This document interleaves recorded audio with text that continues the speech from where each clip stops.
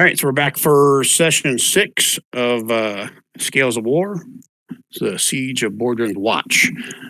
Tonight we've got Kev joining us, playing the. Now, I took for granted that you go by Caver and not the other name that you've got in quotes.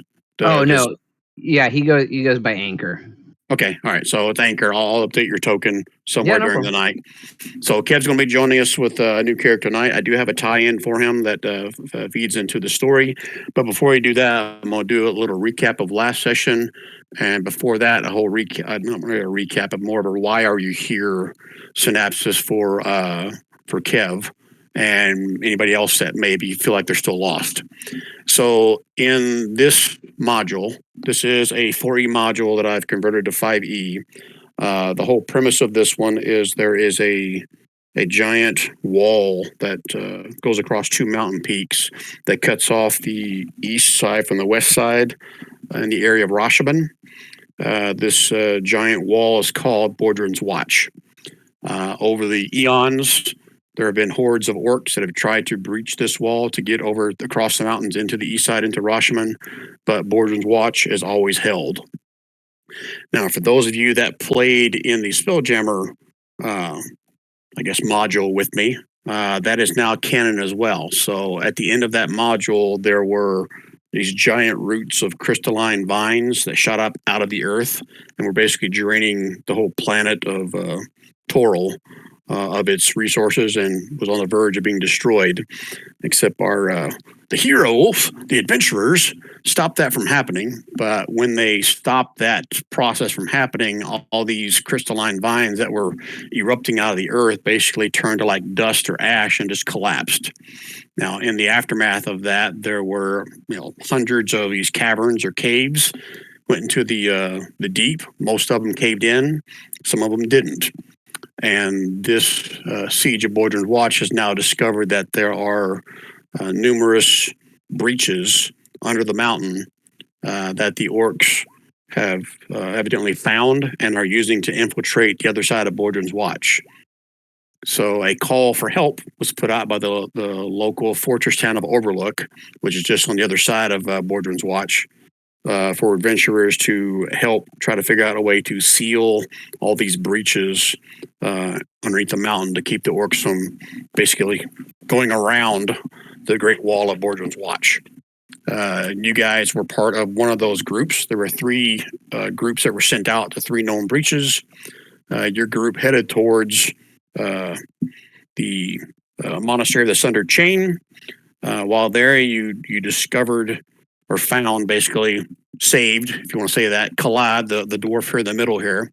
He was in the monastery, and he actually is the one that caved in the breach that allowed the orcs to come in through the monastery. So you guys liberated the monastery, then headed to the next spot that Kalad told you about called the Vents. The Vents was a spot that led to an area called the Nexus. The Nexus is it's a combination of things. It's like a giant regional boiler room. It had pipes reaching down into the depths of the volcanic magma underneath the mountain, used that to heat the water, and that basically was used for various different sources up above. But they have a failsafe in this nexus, since it is in the mountain.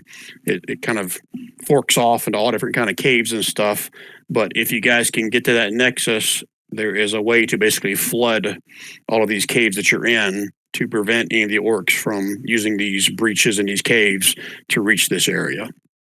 So that's where you guys are now. You're heading into the vents, trying to get your way to the nexus.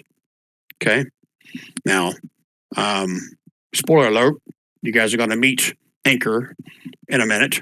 But let me do a recap for those that were in the last session. So you guys made it into the vents. You made it past a gauntlet failsafe that the dwarves have put in place to keep non-dwarves out. You guys eventually figured out that any dwarf can pass through there, turn it off, and make your way through. But beyond that, you guys actually ran into the boiler room where you had a lot more orcs there waiting for you. Took them all out. And this particular room had 2 valves on each side of the room, which when we ended the session, I went back and watched it. I don't remember you guys ever saying, or didn't hear you guys ever say that you were going to turn the valves on. But Collide would have known that these valves basically feed into the Nexus room and that they would eventually need to be turned on, if not now, maybe later, to feed the central Nexus. And then there's a control panel on top of the Nexus that allows you to basically open them up to flood that area in there. Okay. So that's where we left off in the last session, where you guys just destroyed or took out the last of the baddies in that boiler room, and that's where we'll pick up tonight. Any questions or anything I missed? Okay. All right. So before we jump in, for Kev's purposes, just do a quick little introduction of all your characters, and then Kev, when your character comes in, I'll give you a chance to kind of introduce yours as well. Okay. So let's just start with Chovy. Okay.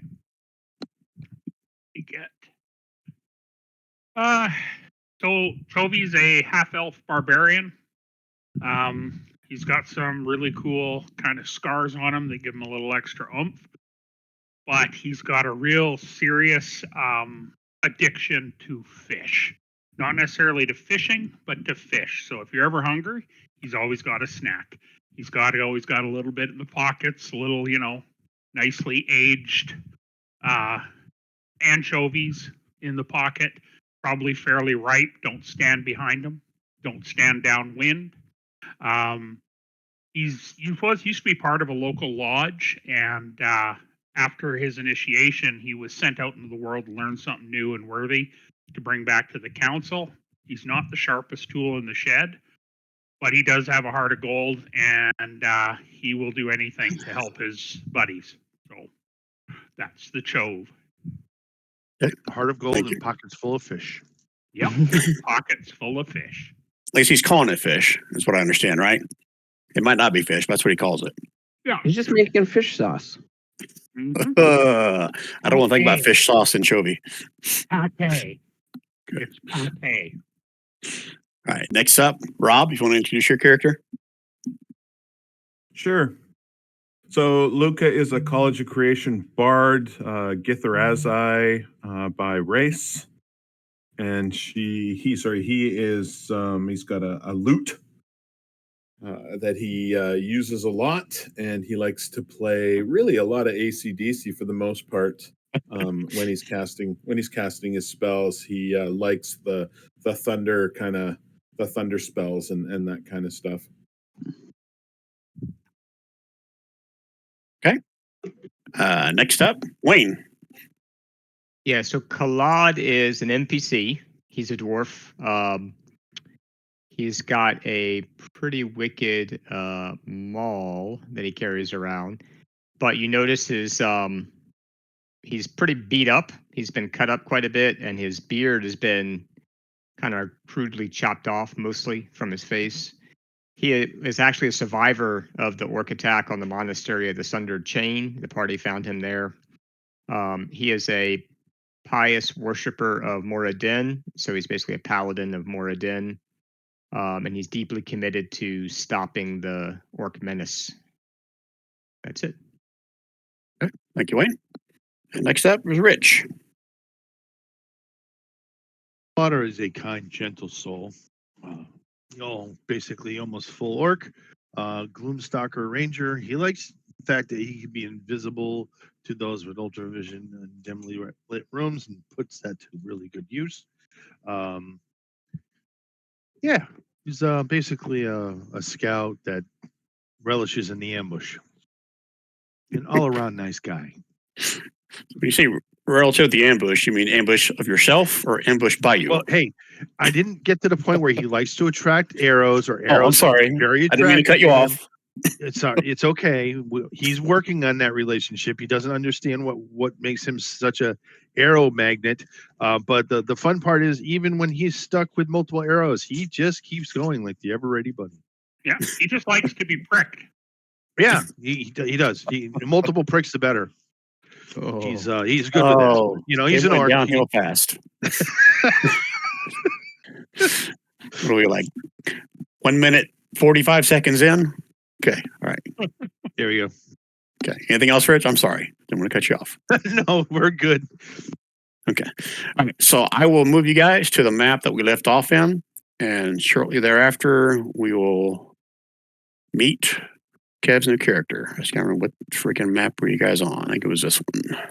Oh, to add, I was voted most likely to fall asleep at the end of a session. So, just to let you know, Hey, we've all done that once, mostly. I've done it more than once. All right. So you may need to zoom out. This is a pretty big map. I'll do that on my screen as well. I'm saying so, nothing. I need to retcon just a little bit to introduce Kev's new character. And Kev, I'm going to place you on the map here. And I think you and I sent you a DM of what you were doing during this fight. Basically waiting to look for the coast is clear or to join the fight, whatever. So for right now, I'm going to put you down over here. You see where I put you? Yep. Okay. And I'm going to say no one noticed him as of yet. Again, I'm going to retcon that you guys haven't gone down the stairs, haven't done anything yet.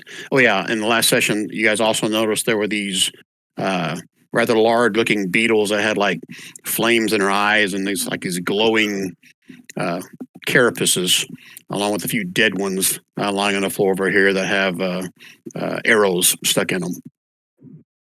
So from here, I'll hand it off to you guys. What would you guys like to do first? Would Kalad know what the beetle guys are? What their purpose is? Or if you're safe to walk by. If I can push you guys in one direction, railroad you, let's try to get to the introduction of Kev's character before we dive into doing all the other stuff. That's okay?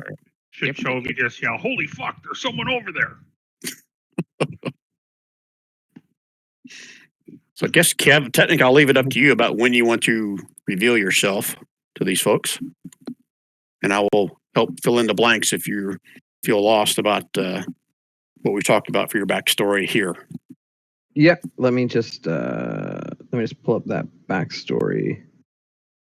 Where did that? Sorry, my Discord disappeared on my screen, and I have to just pull it back up again. That's weird. Okay.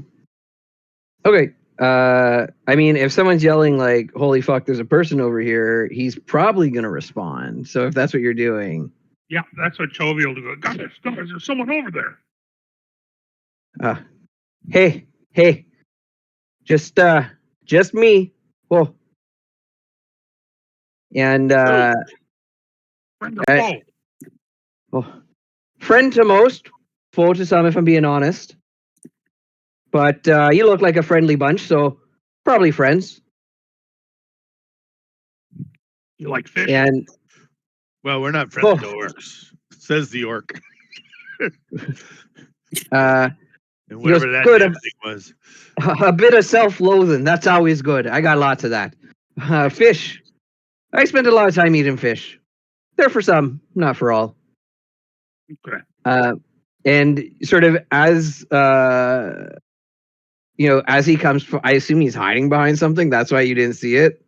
Technically, sorry, set this up. This is like a catwalk. And technically, I had you down on the lower level below the catwalk. But if you want to say you're up on top, that's fine. I'm good either way. Wherever you sort of see him, like he was probably laying down. He probably got up, and you see that like as he gets up, he's kind of got a big hat. He's got like black under his eyes, like football players or baseball players do. He's got hair, and some of it's kind of matted and knotted, and there's things hanging in it. Otherwise he's kind of wearing some splint armor, and he's holding a shield, and he has a flail. And at the end of the flail, there's like instead of a ball, there's an anchor. Very nice. Yeah. And he comes out, shield equipped, but flail at his side or on his back, or however you carry a flail. I don't really know. It's whatever you want. Yeah. And he goes, I saw a bit what you did there. Really fine work, if I might say so. You boys came just at the nick of time, I tell you what. I'm Anchor. That's at least what my friends call me. Chovy. Chovy, nice to meet you. This is Uh, Slaughter, Khaled, Luca. Nice to meet y'all. I'm sure I'll remember all of your names. Thanks for coming down. I mean, I'm happy to help you guys out since you helped me out. I was probably gonna try to leave anyways. But those orcs, they sure are fucking awful. Tell you what. How came you to be deep in the dwarven vents? Well, you see, you might think it's because I'm a dwarf. That is just happenstance. You might have noticed I'm a dwarf unless you're a bit dense. But anyways, as part of an advanced reconnaissance party, and we came down here. There was a couple of us. There's 5 of you. Yeah, sorry, I was just looking for that in the. Da-da-da. Let me help you out. You got it. Sure, you're a dwarf and not a leprechaun. You sound like someone with some frosty lucky charms. Oh, there's not much Lucky Charms in my past if you look at it. But yeah, so you see, I came down here on account of being part of this advanced scouting party, and there was a captain. I didn't have a real good sense of them, but I was around the time I needed some coin, and seemed like a good idea. That's how all great stories start. And we're down here, and we're smashing and stabbing and slashing and doing the stuff that we needed to do to fulfill our mission. And you see, I was so busy smashing and bashing a bunch of skulls that I didn't quite realize that my colleagues were lagging behind. And it was just the craziest thing. All of a sudden, I'm bashing and mashing and smashing these skulls with me anchor here, and suddenly someone conks me on the head from behind. And normally, people say I'm strong-headed, and that shouldn't have bothered me none. But I guess because of the heat, I might have passed out a little bit. And then you guys came along as I was plotting my escape and some more smashing and bashing of some orcish action,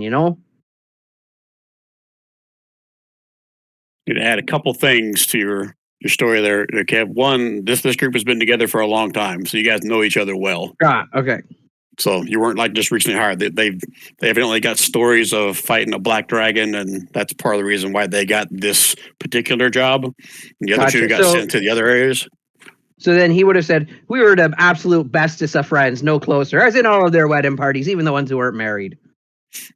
And you were in here when you guys got ambushed, obviously. And over here, you would have already noticed either now or maybe before you got knocked out that this is your comrade Jen. At least what's left of her. She doesn't have a head. Gotcha. And my character would know Jen, right? Yeah, she was part of your group. Gotcha. Okay, yeah, I see that now. And he runs over, and he's like, Jen, and he goes to like pick her up and cradle her head, but the head's not there, so he doesn't quite know what to do with his other hand. He's like, oh, Ginny boy, I miss you. If only we could help. Fears it's too late.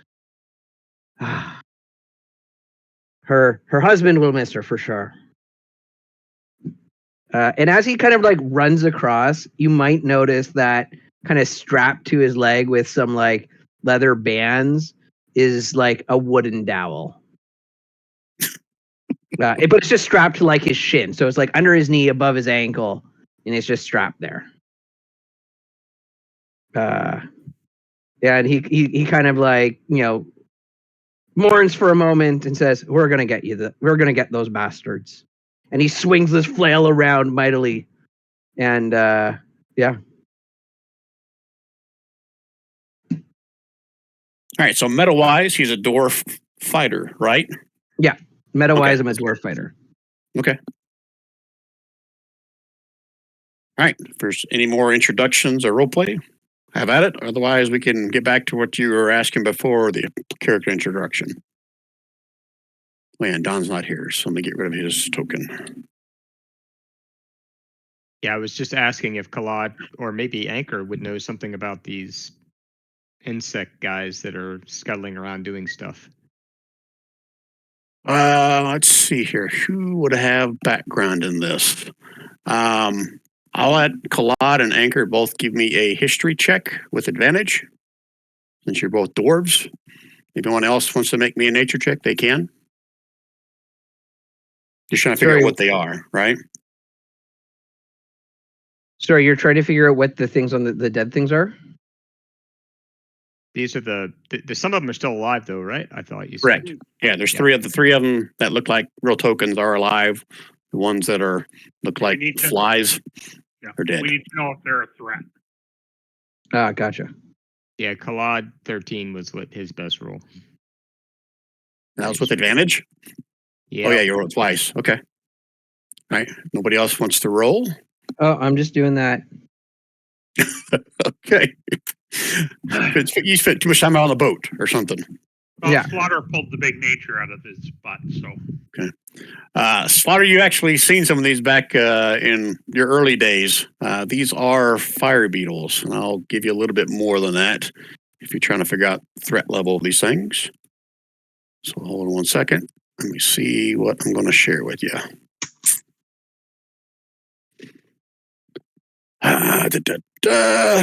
Said they are typically not like an aggressive type of a monster. They are probably drawn here just from the heat of the valves in this room.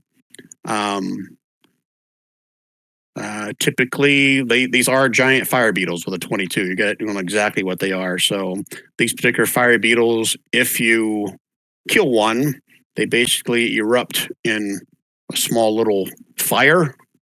So you need to keep your distance from them. But they are typically not aggressive. Okay. Anything else that you're hoping to get out of that? I think that's enough. Are they territorial? As in, if Yeah. we move in their area, will they attack? With that 22, it is possible. I mean, if this is like an area where they're nesting, then yeah, they will be territorial in that regard. Chovy's gonna, guys, we gotta open these valves, right? This is what we gotta do. Yes, we have to open the valves and flood the nexus with the hot water. Well, I'll Again, go over, just so we're clear, since Collide and technically Anchor would know this because Anchor got briefed on this particular job before you left for here. So these valves will lead to the nexus, but these valves turning them on won't flood anything. You have to get to the nexus, reach the control panel, and then figure out how to open it up, open the valves in the nexus, and that will start flooding everything. but we gotta Right, open this these is first. this is a prerequisite. Correct. Okay, I'm gonna go and open this one. I'll do the other one. So I'm gonna go down, Brian, but I'm gonna come down to the stairs and I'm gonna hug the wall. Keeping my eye on this beetle over here, these beetles. Okay. Are you just watching? Are you doing anything else to try to? Are you doing anything else other than just watching? That's what I'm getting at. No. I'm just walking against the wall with my eyes on this guy here. Because Okay. he's the closest one to me, just to see if he starts moving towards me. Well, I'll say, matter of fact, as soon as you get down the bottom of the stairs, you'll see this one will kind of step over here and turns his face towards you. And this one comes a little closer as well. So they have their back to the valve and their face facing you. Okay. Well, shit. This is the same level as the upper stairs here, right?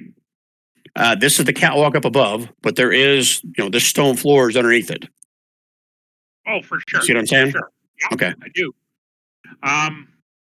What I'm thinking is walking across this to up here, hanging my belly off of this down and undoing the valve.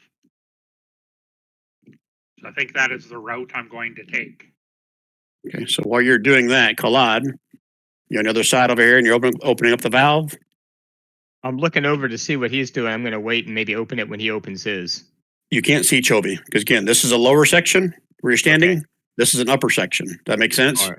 Yeah, it does. Like I'll yell 10 out. feet down. I'll yell out, Chovy, give me a holler when you're opening your valve. We'll open them at the same time. Okay, I gotta go around the top, so I move up over to here. Brian, is that okay? Yeah. Hold on, before we do that, what's the rest of you guys doing? Anything? Keeping an eye on the air out. Okay, so you have any more visitors? And Slaughter, do you remember what that token marker is on your token for? Super strength. That's the one where basically, if I'm in dim light, I'm invisible to anyone, even if they have dark vision. That's not the token marker for invisible, though. No. I gotta look at token status. Look at the token status handout in the journal section. While I ask the same question of Luca. One's for Okay, so flying. it's invisible. What's the other one for? Concentration, Luca? Was because I was concentrating on the wall of the gust spell or whatever that was. Ah, okay. Yeah, if you go token status and click on concentration, it'll get rid of that I one. If you know go how stay to- flying. I know how to do it. Okay. Inspired is according to the status. Oh, you got inspiration from somebody. Okay. Must be How long? bardic inspiration. And how long does that last, Luca? I'm assuming it came 10 from you. minutes. I think Not it's that 10 minutes. long. Okay. No, Yeah, you can mark that one off. No. Yeah, once combat's done, it's usually over. All right. All right. you know, get rid of it. You Oh, go token status, Clear the it. very That's top. right. Yeah, it says clear all. Clear all. Got it. All right. So Chovius, just so I'm clear, you're going to dangle from the edge of this catwalk. So I'm And gonna then- walk across. Okay. Then I'm gonna climb down on the pipe, and I'm gonna lie down on the Hold on, top. hold on. Stand right here and then give me a wisdom check. Too fucking hot to climb on. Oh, that's your wisdom check, but still, Oh, that's fine. You rolled a 17. Yeah, this is not like it's not burning red hot, but you can feel the heat coming off of it right there. You're not 100% sure if you stand on that, if it's not going to hurt. okay. It's hot. Get in the hot tub. Hey guys, I need you to distract these bugs. Can someone lead them to the other end? As you walk across, they watch you walk over the top of it. And this one will be. And again, their faces are towards you, and now their rear ends are, back towards the wall. They're looking at you. I'm going to move down here and see if that gives these guys an opportunity to go and open valve. Give me a perception roll with disadvantage, Chovy. Disadvantage. Perception. 11's good enough. You can see some kind of like a cluster over here of like rocks and debris. And as you move over here, they kind of run a little bit faster and position themselves right here.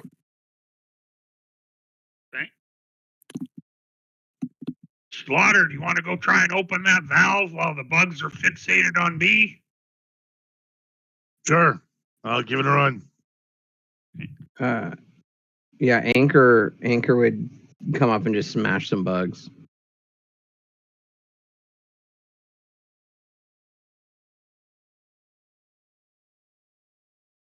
Slaughter, as you come down, this one sees your attention and kind of keeps pace with you. Okay. Oh shit! I wanted to do that and I forgot. These light sources up top, are they torches? Are they lights? Are they magical? Since you've seen them before, these are kind of like those ever-burning torches. Basically, can't be blown out. They'd have to be destroyed. All right. Yeah. So let's see.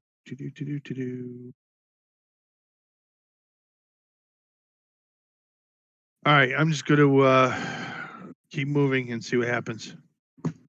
We'll be stomping on the grates to hopefully get the other one's attention because I think this is like eggs or something down here. If you start stomping on the grape, they're going to go back up on their hind legs. Shit. And they're going to start kind of making a squealing sound. Okay. But you definitely got their attention. Seeing that, I think Anchor is going to run in and make a smash on, unless I can't get up to the grate area. Yeah, so we're clear. These guys are underneath the grate. Yeah. Okay. They're below, and Chovy's up on top of the grate above them. Oh, and so that's How where far Slaughter's up? going. Slaughter's going to go try and open the valve. Great, I'm the distracting valve the here. beetles who are underneath me. So how do we get under the grate? We go down the stairs and under? Yeah, down the stairs, or you can jump off. It's 10 foot down, roughly. Gotcha. Well, Well, yeah. I mean, just wait to see if we have to. Like if Okay. maybe you got to go after this one, or Well, what Anchor would do is I'd come down and kind of just watch, try to run interception if the beetle goes towards Slaughter. Okay. Excellent. So I'll just continue making my way over to the valve. 15 feet at a time, please. Oh, sorry. for me as well. Yeah. Okay. Cool. So, Just so I can keep pace with what these guys are going to do as you move. Can I ask a quick Got it. question? You can. Why are we dancing around the fucking beetles? Why don't we just destroy the beetles and then do what we need to do? everybody gets all up in arms when I start smashing shit. So I'm not going to be the first. Oh, they're just beetles. Okay. This one moves up behind you, Slaughter. Yeah, it's facing you. Brian, I'm shooting that beetle that's just moved up against Slaughter from behind. It can't see me. I should get advantage. Okay, let's go ahead and do that. Okay.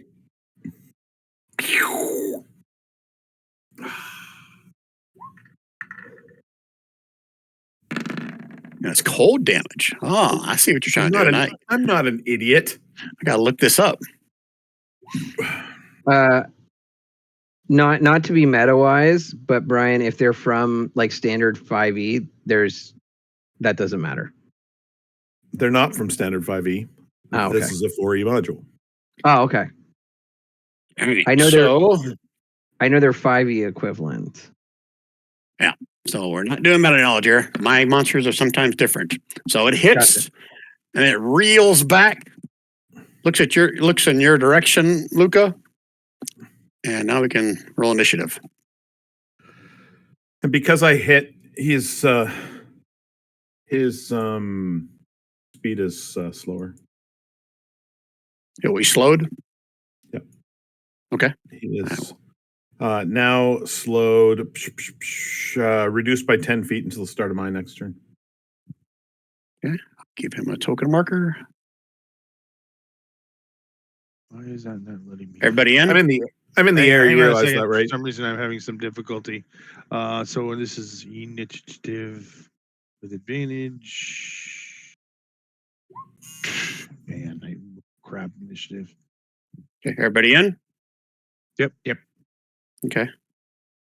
All right. Well, holy crap. Let's sort it the other direction. Oh, wow. My guy's actually rolled good. All right. This one is in a frenzy at this point. So I got to roll. And he's just going to hit the closest one. Slaughter. This one's mad. Mm-hmm. Ooh, look how mad he is.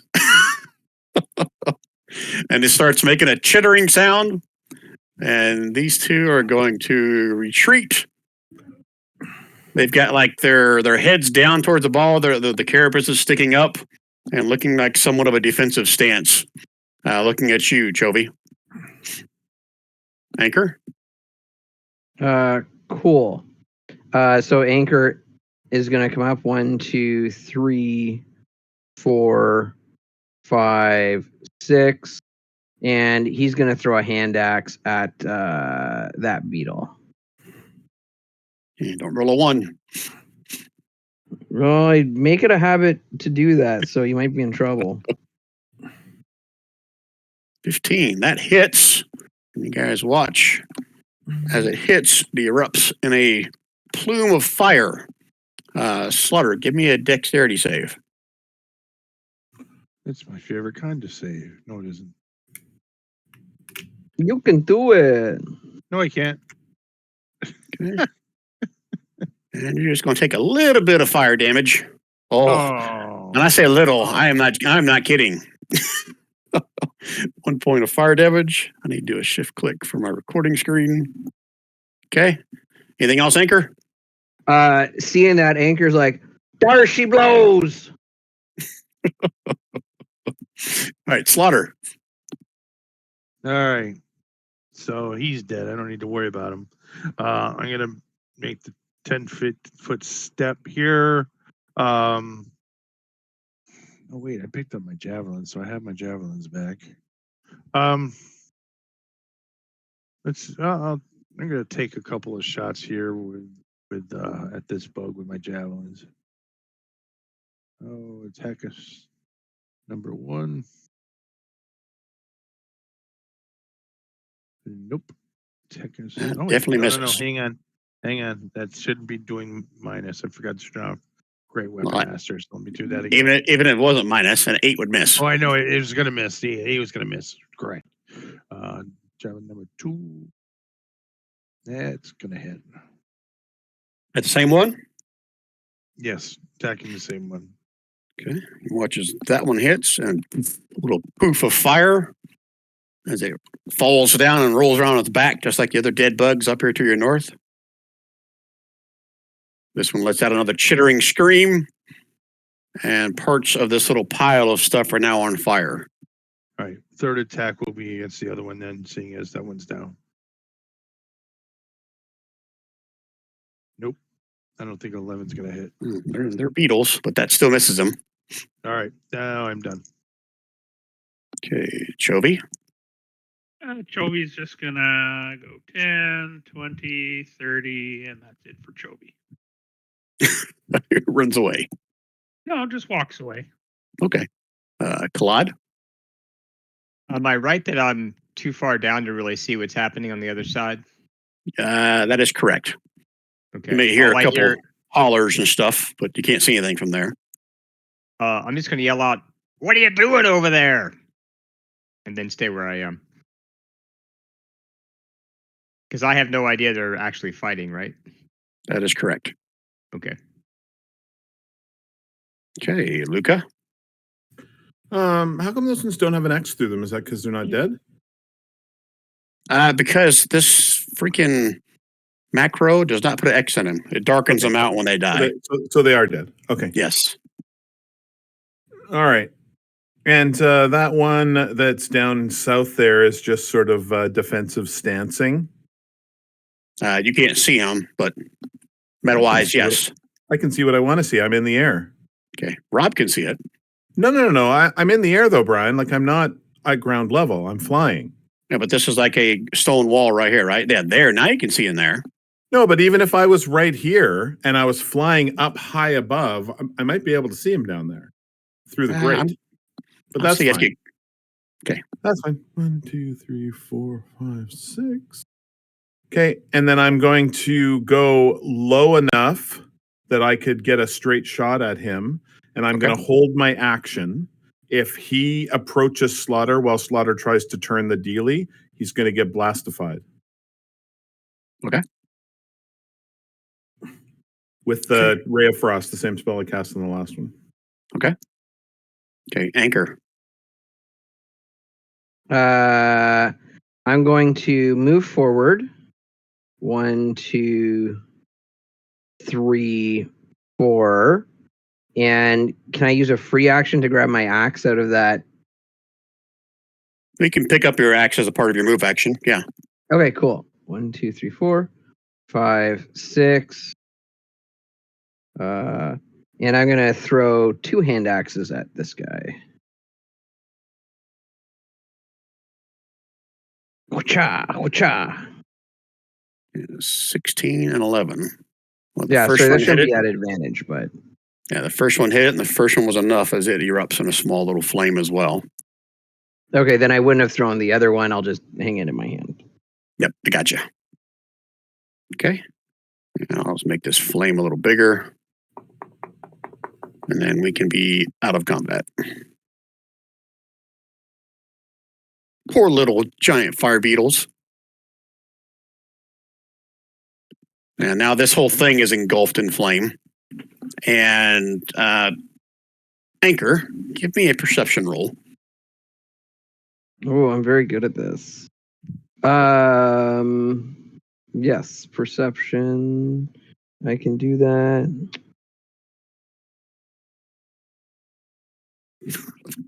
Okay. You just hear little pops in the fire. Well, actually, I have advantage on hearing checks. Oh, do you? Or Okay. yeah. I So think I'll it's roll one only more when you time. use the ring, though, isn't it? Or are you talking about something else? No, but I thought it meant like as long as I was wearing the ring and attuned to it, which I Oh, had okay. assumed Yep. I was. So Okay. Yeah, roll it again then. okay, cool. There you go. So you hear the popping sounds, and you watch as like a little tiny little carapace goes flying out on fire and lands over here as well with little legs writhing and then stops. There's like several of them popping and falling out of here. Guys just basically destroyed their nest. He yells, It's like the worst kind of popcorn I'd ever seen." I am loving your accent, Kev. Loving it. I'm trying my best. Okay. All right, we're out of combat. What else are you doing? Slaughter, you going to try to open that valve? So, Okay, need to give me an athletics check. each one athletics check coming right up.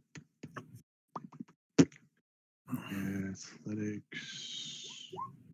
Yeah, it was a little bit. This is a pretty tight valve. Like it probably hasn't been open in a while, but you're able to break it open.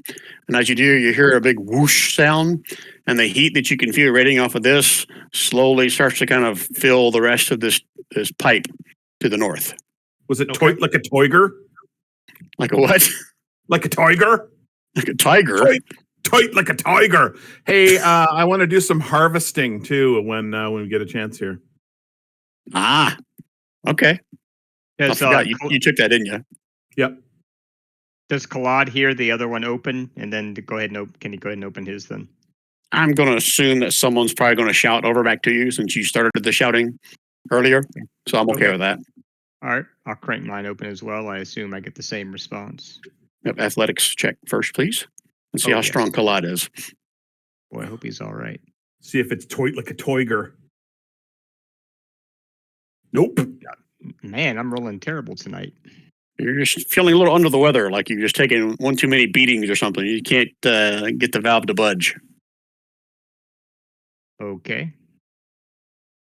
I'll So call every out, time you try it, the DC goes up unless someone else like tries it or helps you out.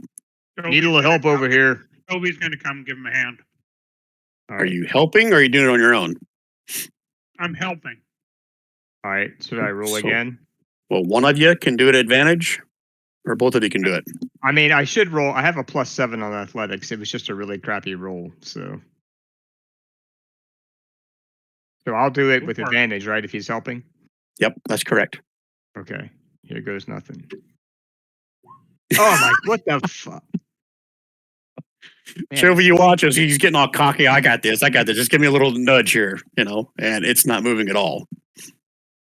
Kalad just sits over in the Toby's going to corner. do it. Toby I'll- will do it. I'll allow Kalad Claude to sits- help once Okay. at this DC. If you guys fail again, DC goes up. You try it. Must be stuck. I don't know. Rusted. You shut. loosened it, right? Yeah, I loosened it up. It should be easy now. All right, Chovy, give me an athletics Rub check with some of your advantage. chovy oil on it. I've hit it. It's lagging. Did you rub some chovy oil on it? Oh, that's not right. Brian, can I grab my hand axe that I threw at the beetle? Yeah, it'll take you a little bit since there's like a raging fire right there, but I'll see you can get it out with no issues. Cool. You got enough time. Sorry, I had to log out of my. Let me wait for you. Let me do it for you. You go ahead and do it for me. I don't know what the hell's going on with this. Okay, getting your character sheet open now. Athletics check with advantage.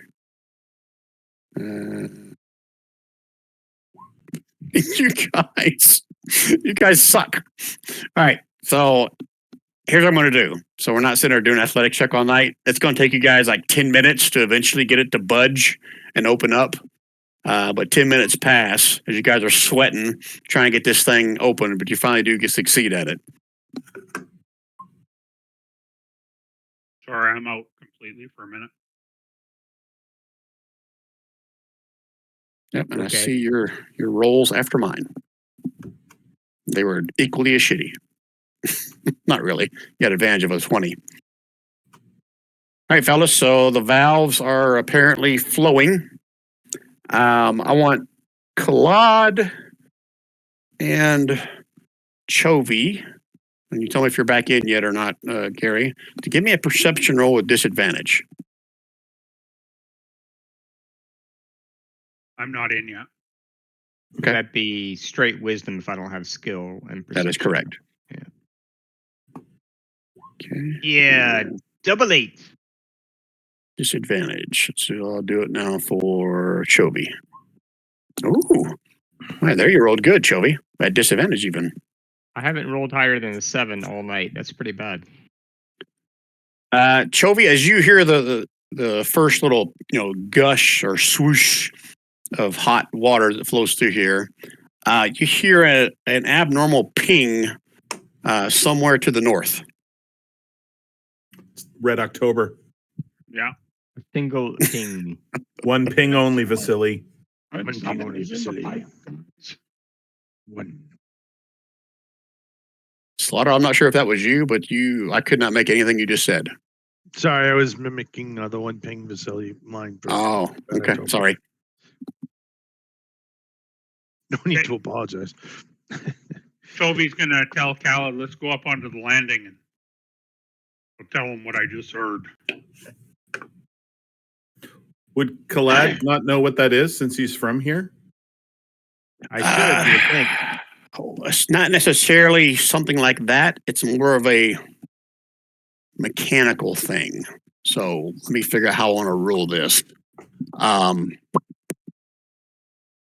Is anybody here? It's going to be like a learned thing. So history.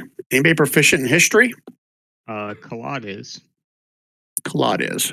All right, Well, wait a minute. Am I proficient? Yeah, history is intelligence based, right? Correct. Then I must be proficient because I got a bonus and I don't have great intelligence. What do you have like a plus on your history on your sheet? I do +4. Okay, then yeah, you're proficient at it. So Claude, and since you're a dwarf, I'll let you do it at advantage. Oh yeah, come on, big history check. Let's go. There we go, a little better. 17. Okay.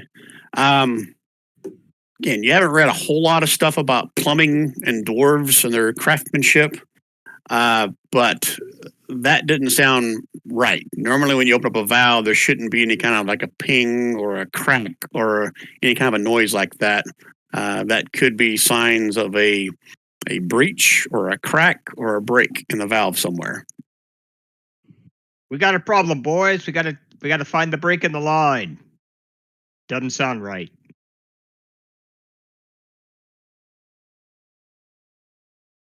Who's with me? I got my plumber Sure. belt. Sure, we can bang some metal together. It's to the north outside of this room, though, right? The sound's coming like through the wall or something. I'll say that you gave it a good glance on the valve that's in this room, and you don't see any signs of any kind of a break or a leak in here. It would be obvious if there was a leak in this valve right here. Okay. It must be to the north. We'll have to go up there and check it out.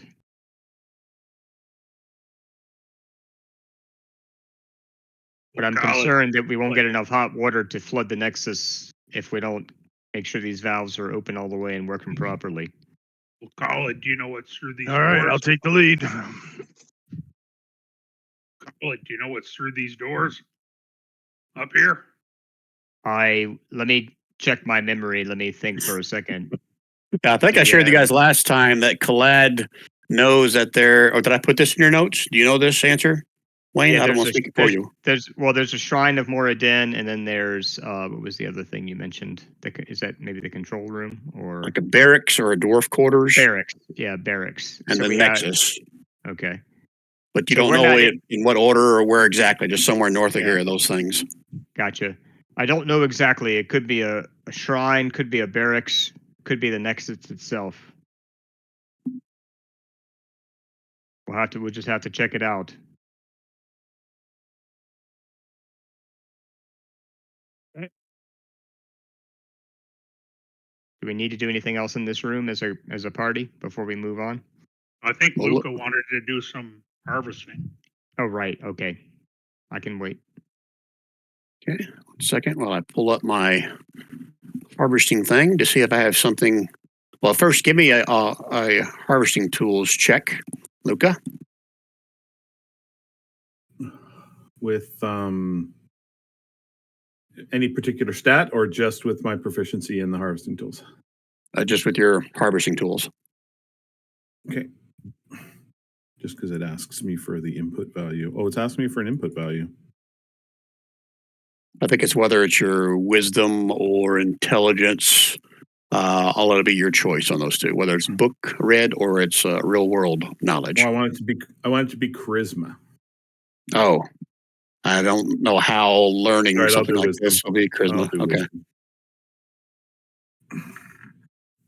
wisdom. Okay. Ooh, a 7.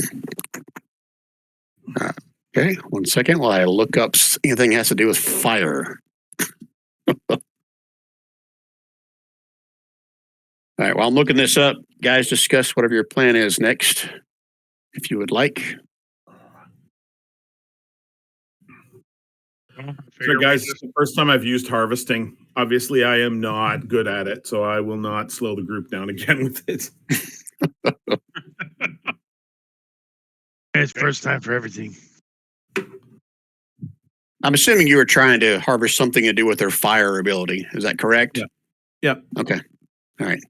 So as you start to dig, looking for the fire gullet or whatever you want to call it, as I'm making shit up, you hear first it's down and then a flame erupts from this thing. Give me a deck save, Luca. Yeah. So I won't be doing this again. Okay.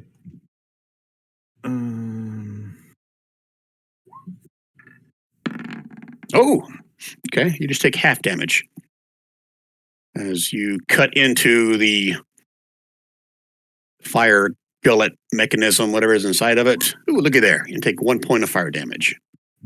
From 1 is 0. Man.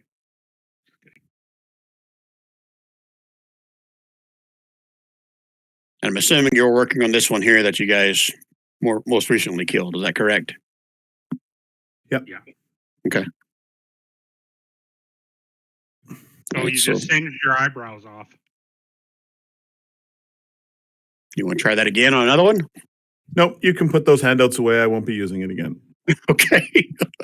All right. What are we doing next, fellas? It relies on wisdom and intelligence, and I'm neither of those things, so there's no point in me working on it. I mean, if you can come up with a valid reason why charisma would work and Right. knowing that kind of thing. He slept with the teacher and became proficient. He used his charms. Same thing. He didn't take the class, but he slept with the professor. That's right. But he's proficient at cheating. Her.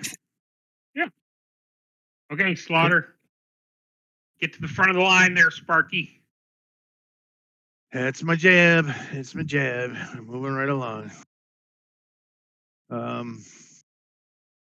Let's see. So try the doors that locked or secured other than just latched. If you try to attempt to open the door, you'll notice that it is not locked. Okay. I feel a lot more comfortable. You can douse this light.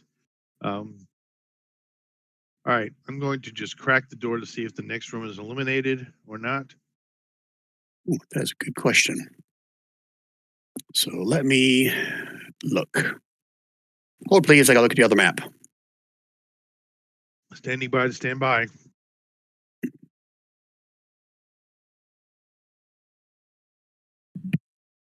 Red 5. I am going to say, as you open the door, you don't see any lights nearby, but you can see roughly 100 feet ahead. There are more torches lit, but nothing, within 100 feet of the door. If that answers your question. Dim light around the door, but light lit further on in the room. The only light that's coming in through here is what's already in your room. Got it. Does that make sense? Yeah. 100 feet down the hall, you can see there's another torch or something in the wall. It's lit. Okay, being all stealthy like, I'm going to slip into the room and then move to the right so I'm out of the information coming from the doors that I just opened. Okay. And scout ahead. Okay. What the rest of you guys doing as he goes through the door? There's no map for this. You got a little bit of theater of the mind here. Let me just open the door for now. Oh wait. I think we should wait until we hear back from Slaughter. What he sees and what he finds. We gotta Wait a rush second, in. something's not right. I should be in my spirit armor of the bear. Why is it saying I'm in heavy armor? Dwarves should go first, as we know from other parts of this where dwarves can get past the defenses. Yeah, it's not a bad idea. Kalad could go with Slaughter. Well, but Slaughter's whole deal is he can sneak, right? Or whatever, go into his stalking mode. Well, let's let Slaughter go in and take a look and then come back and tell us. And then the dwarves go first if it's clear. Okay, I'm good with that. All right. Anchor would be near the door as backup.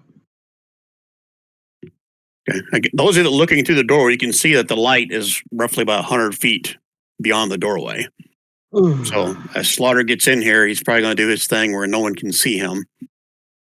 Because all you guys will be able to see is just the torch that's roughly 100 feet down there. Yeah. And without a wisdom check, you guys are going to know if you stand here with the door open, pretty much anything in that hallway is going to be able to see you guys. Nope. Standing over here. Or if you just leave the door open, they're going to see there's a light coming from this room. We'll pull the door shut. Once Slaughter goes through, we'll pull the door shut. So Slaughter go through, we're going to close the door behind you. And lock it, and then go home. No. Okay. Slaughter, you still good with this plan? Rich, did we lose you? Can you hear me? Testing 1, 2. Yeah, now I can hear you.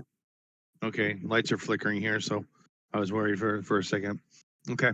So did you hear the plan? Yeah, they close the door behind me. Which is Yeah. I Okay. don't have a problem with that.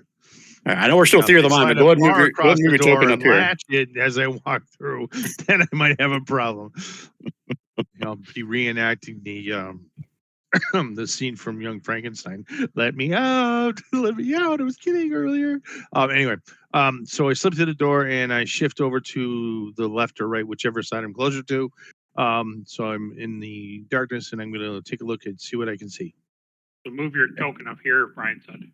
Yeah, we're still theory of the mind, but just want to make sure we're That's fine. clear on where you are, and you guys are going to shut the door behind him, right? Yeah. Where's Okay. the lock button? No. You do see there's like a latch or a bar sitting to the side, so this door can be locked from inside here, Okay. from inside where they are, not where you are, Slaughter. Oh. Hey guys, should we put the bar on just to be funny? All right, so Slaughter, how far down the hallway do you want to go? Because you can get within roughly 65 feet of that torch. Not 60, it'd be more like 40 feet. 40 feet of that torch before you'll be back in the light again. With my umbral sight, I can see 90 feet. With basically Hey, Kev, 90 feet. put yourself on mute if you're going to eat chips. Oh, sorry. Or share. Anyway, I can see 90 feet with my umbral sight, so with the dark vision. So do I see anything within that 90 feet that appears to be any kind of threat? Yeah. So what you see as you get closer to the light, I mean, the torch is basically, there's one on each corner. It's kind of like a, what do you call it? A crossway, a plus sign crossway. So there's a corridor that leads to the north, there's a corridor that leads to the east, there's a corridor that leads to the west. And these two torches are like on diagonal corners of that four-way. But you can't see anything beyond, to the north with your extra vision of 90 Are these feet. standard torches or those ever-burning torches? It looks to be these are these ever-burning torches again. So they're hard mounted. It's not something I can just slip off the wall. Correct. I'd have to destroy it. Okay. Well, I mean, it's like any other magical. I mean, if you put something over just to block the light, you can still do that. You just don't know. You can't do cloth, obviously, it'll burn, but I don't think I have anything. Let me check my inventory real quick. Nope. Okay. So I'll approach the intersection quietly, doing stealthy work. so you're actually going into the light. Yeah. Okay, you can give me a stealth check. Ooh, Nailed it. you feel pretty confident. Now give me a perception roll. Brian, I think Anchor's going to have his ear to the door trying to listen if anything goes down. Now, with this perception, if it has anything to do with odor, I have an advantage to it because of my armor. Your armor smells. No, Okay. it's aspect of the bear, so I have advantage on perception related to scent or smell. Otherwise, Okay. it's just a regular roll. So I rolled a 14. Okay. So with a 14, you can hear a very faint scream coming somewhere far down the eastern corridor. Okay, moving back to the door at double speed, opening it. Okay, there's something going on down here. Got screams coming from the east corridor. We should probably check it out.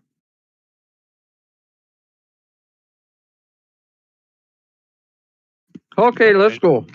If anyone you have something like they can douse these torches with, cloth won't work, but who knows? You might have something that you can just be disposable. That'll help with the further scouting.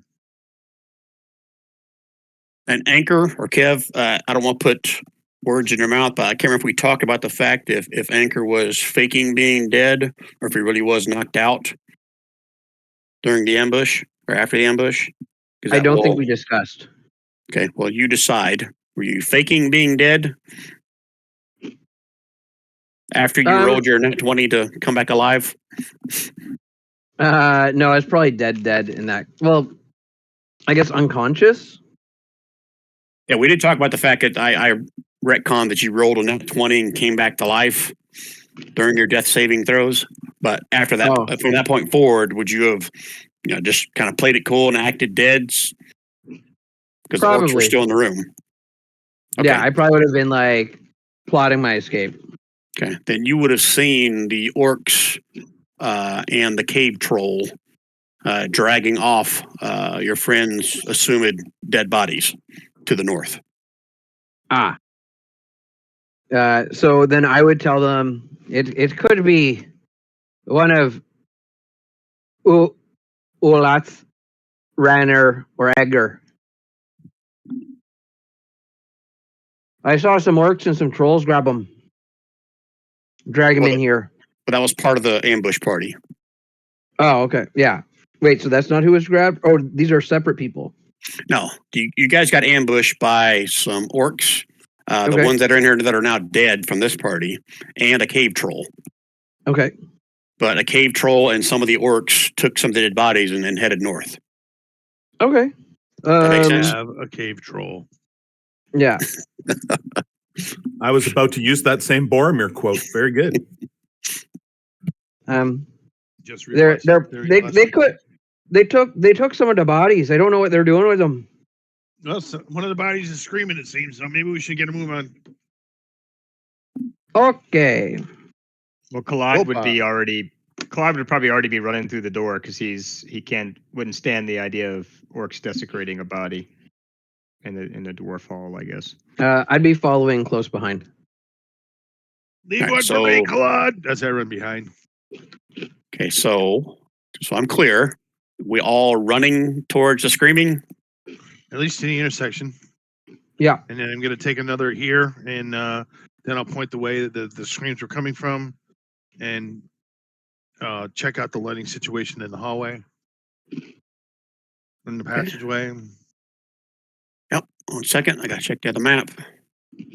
See where the lights are to see what you possibly can or cannot see as you look down the eastern corridor. Okay. So another 100 feet. If you get up to the intersection, Some of you guys all ran up there. I'm not worried about your order yet. You look down the eastern corridor. You can't see any more torches, but you can see light shining somewhere from the north, about 100 feet down the corridor. That makes sense? You don't see a torch, but there is a light source somewhere, like the corridor turns to the north. There's light coming from that move up direction. to that corner and see what I can see. I'm sorry? I'm gonna move up to that corner and peek around the corner and see what I see. Oh, the corner of that room? The corner where the light source is coming from. Okay, that's like 100 feet down. So you're going all the way 100 Right. feet down? Yep. Okay. I'll say you get about 20 steps in. Give me a perception roll, Orc.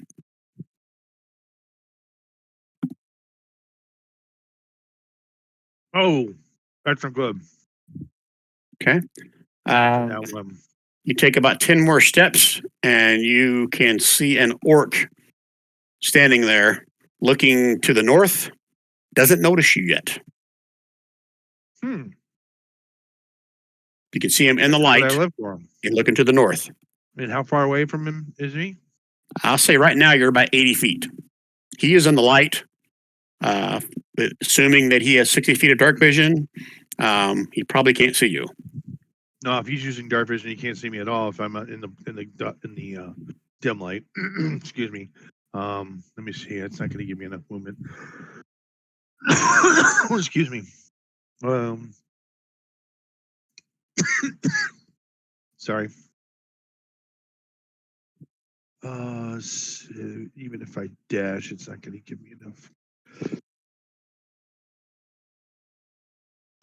Dang it. Okay.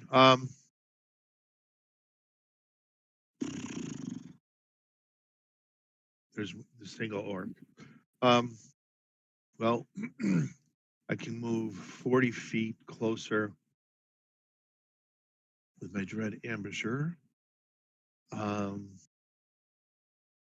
That puts me within 20 feet of him, right? If he was 60 feet away. I think I said he was 80 feet. That's why he 80 couldn't see you. Oh, okay. So I'm still 40 feet away, but that's within range for my javelins, which I didn't state it, but I would have recovered them. It was after the last battle. And I guess I will just I'm gonna try to actually, you know what? I'm just gonna make one with the wall and signal behind me to the group that we've got one ahead. And I'm gonna How are they seeing you? Oh, that's right. Well, they have dark vision. Oh, they can't see me either. They're not going to be able to. I'm just going to make one with the wall until I can move closer and pray that my skills keep me out of his sight. So you're just going to wait in the hallway. The fellows behind you don't know what you're doing. Going to pause, and then I'm going to continue moving forward because I was looking at turn order speed. I can keep moving forward because I want to get within melee range. All right, so right now I'm going to say you are roughly 60 feet from him. Let's ask the rest of the party what they're doing as Slaughter disappears in the darkness down the eastern corridor. Collado, this is we're at the rest of us are basically at the intersection, right? Correct. Yeah, Collado will wait there, peering down the darkened hallway, waiting for Slaughter to give him the direction of where to go. But you can't see Slaughter. They're going to wait for my signal, which is wait. That's why I'm waiting. Yeah, I'm waiting for him to come back and tell me. I would think Slaughter would come back and get us when it's safe. Once he's killed everything. Or we'll hear a fight. So. Right. You're either going to hear a fight or you'll hear me coming back. I'm going to see if I can take this guy out quietly, honestly. Metagaming. But that is my goal. Okay. Anybody else? Hanging tight. See what we're doing. Okay, you guys are 100 feet away from where the light is. And right now, what I said 60 feet? Yes. From the orc? Yes. Okay, so what do you want to do, Slaughter? Keep moving forward quietly. Give me a stealth check. Stealth check. Yes. Oh, damn. I don't Alternating think I gave him. success sure and if I crit even- failure. Yeah. It's gonna be one of those He actually, nights. he actually rolled pretty good, but it's not good enough. Ooh. Okay, so I'll say you're within another 15 feet if you're stealthing. So you're within 45 feet. Keep moving. Give me another stealth check. Okay, now I got to roll. Oh, let me see what his bonus is. This could be close. Your friends behind you could hear something soon. Excellent. Nope. He's still just looking to the north. And I'll say from this vantage point, you can now see there is another orc, probably 10, 20, 30 feet beyond him. Again, looking to Okay. the north. And a Okay. third one, like right on the edge where you can only see like half his body because like the corner of the wall where it turns north kind of Yeah. cuts him off. Okay. So basically, they're all looking north, away Correct. from me. And the screaming continues. Okay. And actually, that being this close, I'm not even making you do a perception roll. You can hear two voices screaming. One is like a blood curdling scream, and the other one is in a language that you probably don't recognize, okay. and a bunch of laughter. Okay. The team's about to get the signal. So once I'm within 10 feet, because the great sword has a. You can't get within 10 feet. I can't with him. I cannot. You would be in the open light. Okay. The closest how you far can I'm get to away him right without now? being in any light would be, let me see, 5, 10, 15, probably 25 feet. As close as you can get to him before you would be exposed in the light that's coming from the north. Okay. So if I can get that close, I'm going to get within 25 feet, which works for me.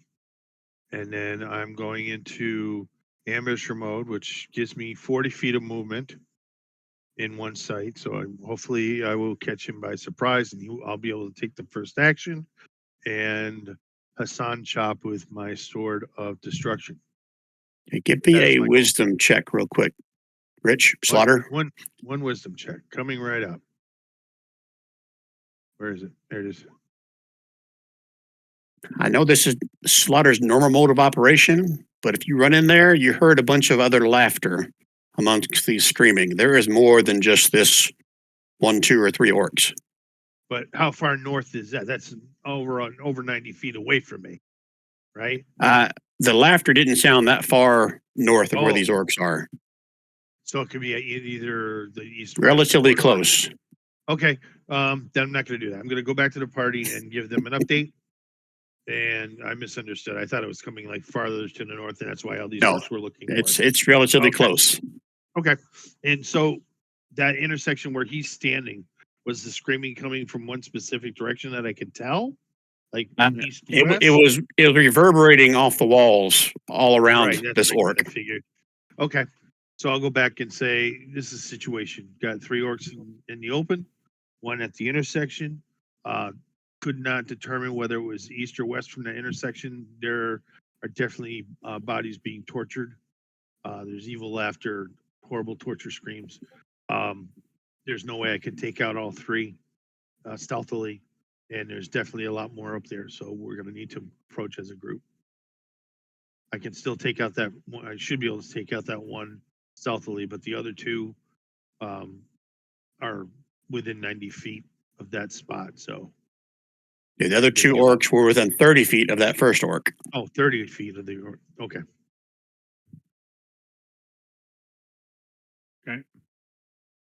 Toby's pretty decent. Hypnotic stealth. pattern. That's a good one. That's really good. Bring him What does down that one this do? way. What does What was hypnotic that? pattern do? Oh, it locks them into place. They can't do anything. If they fail their Nice. save, they basically don't move. They're completely zoned. Charmed for the duration. Incapacitated speed is 0. I like it. It's a great spell. I've used it to excellent effect in Baldur's Gate 3. Is that what you guys want to do? Yeah. Sound good? Okay, so you just got to get within 120 feet. I said this corridor was 100 feet. Oh, stupid Brian. Making a hallway 100 feet. What was I thinking? Okay, so basically you could cast that from the intersection there, Luca, into that room if you would like. Is that what you want to do? Or will you need to plan any more, guys? No, that works because No, I think that works. It's got a 30-foot. It's a 30-foot cube too. So. Yep. Okay. All right. Spell So 16. That's nice. once he casts this, what are we doing? Just so I'm prepared Taking to. out any creatures that are still moving, not affected by the pattern. But are the rest of you like all waiting there at the intersection 100 feet away? Or are you going to try to get closer? Are you gonna dash as soon as I cast it? Yeah. I mean, I'm pretty good at stealth, so I can stealth up. I'll stealth up too. With slaughter. Yeah. So I'll basically give us 60 seconds to get into position and then cast your spell. And then once you do that, I'll take out orc number 1 right in the first orc. But as soon as we attack them, the spell's broken, right? If we don't kill them immediately. Well, Don't if they're hit, under don't the hit pattern, if there's stuff I'm that not going aren't to hit. under the effect. Hit them Right, first. we're only attacking the ones that are still active after he casts the spell. Yeah. I see. This- Okay. And The ones that This is make the typical save, crowd control. Yeah, gotcha. Whatever is not affected becomes targets. There's no resave on this either. So whoever fails, they fail until I lose concentration or a minute's up. Right. Cool.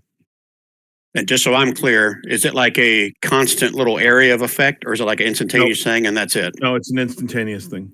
Okay. All right. So if I'm clear, everyone's staying within 100 feet at the intersection. And as soon as Luca casts this, everybody's sprinting. Nope. Is you're that not correct? there. No, Okay. Slaughter and Chovy are going to stealth up like 60 feet, halfway. So basically where I was before I turned around and came back.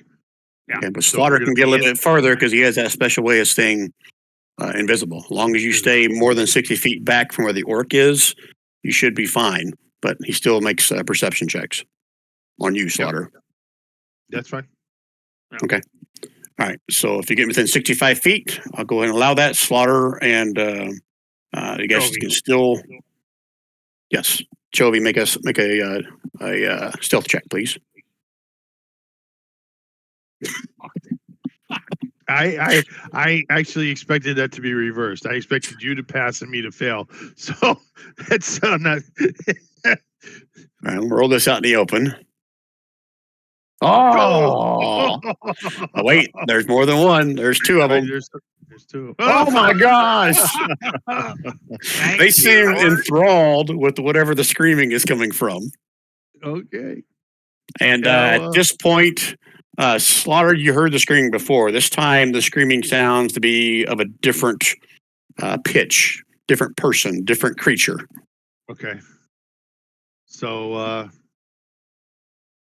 I guess I'm gonna initiate combat then on this the closest one. So I got We're movement going to of wait 40. for the. Are we right, waiting for the spell? Yeah. I thought the rest of us were you- charging up behind them or That's something. what I'm trying to set the scene. So right now, Well, Chovy and Slaughter are within 65 feet of that first Right. orc. So give us a minute to get into position and cast your spell. And then after if we hear or see any differences, that'll be our signal to attack. But the problem is the rest of us aren't as stealthy as you, so we're pretty far behind. That's like Right, but once you cast three that dashes spell, to get up there. right. But Right. once you cast the spell, it'll take out, we're hoping, may the only majority have of the to- players. We may only have to attack one. We may not have to attack any. Okay. So we'll But run when up Luca behind you ca- guys after the spell. That's what you're saying. Yes. Yeah. Okay. Just so I'm clear. So Luke is going to cast it, and then basically Collide and Anchor are going to charge, dash down the hallway, and then Chovy and Slaughter are going to attack whatever's not moving. Is that what I'm hearing? Correct. Basically. Okay. Whatever is moving. It is moving. Whatever is All right. not affected by the spell. Okay, so how can I do this without totally giving away the farm? How big of the area is the hypnotic pattern? A 30-foot 30 cube? 30-foot cube. Okay, so since there's light down there, you can see them.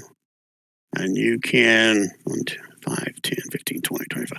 Yeah, if you cast it just right, you know you can encompass at least those three that are out in the open. And I'll extend it 30 feet into the northern pathway. Is that okay with you, Luca? Yep. Okay.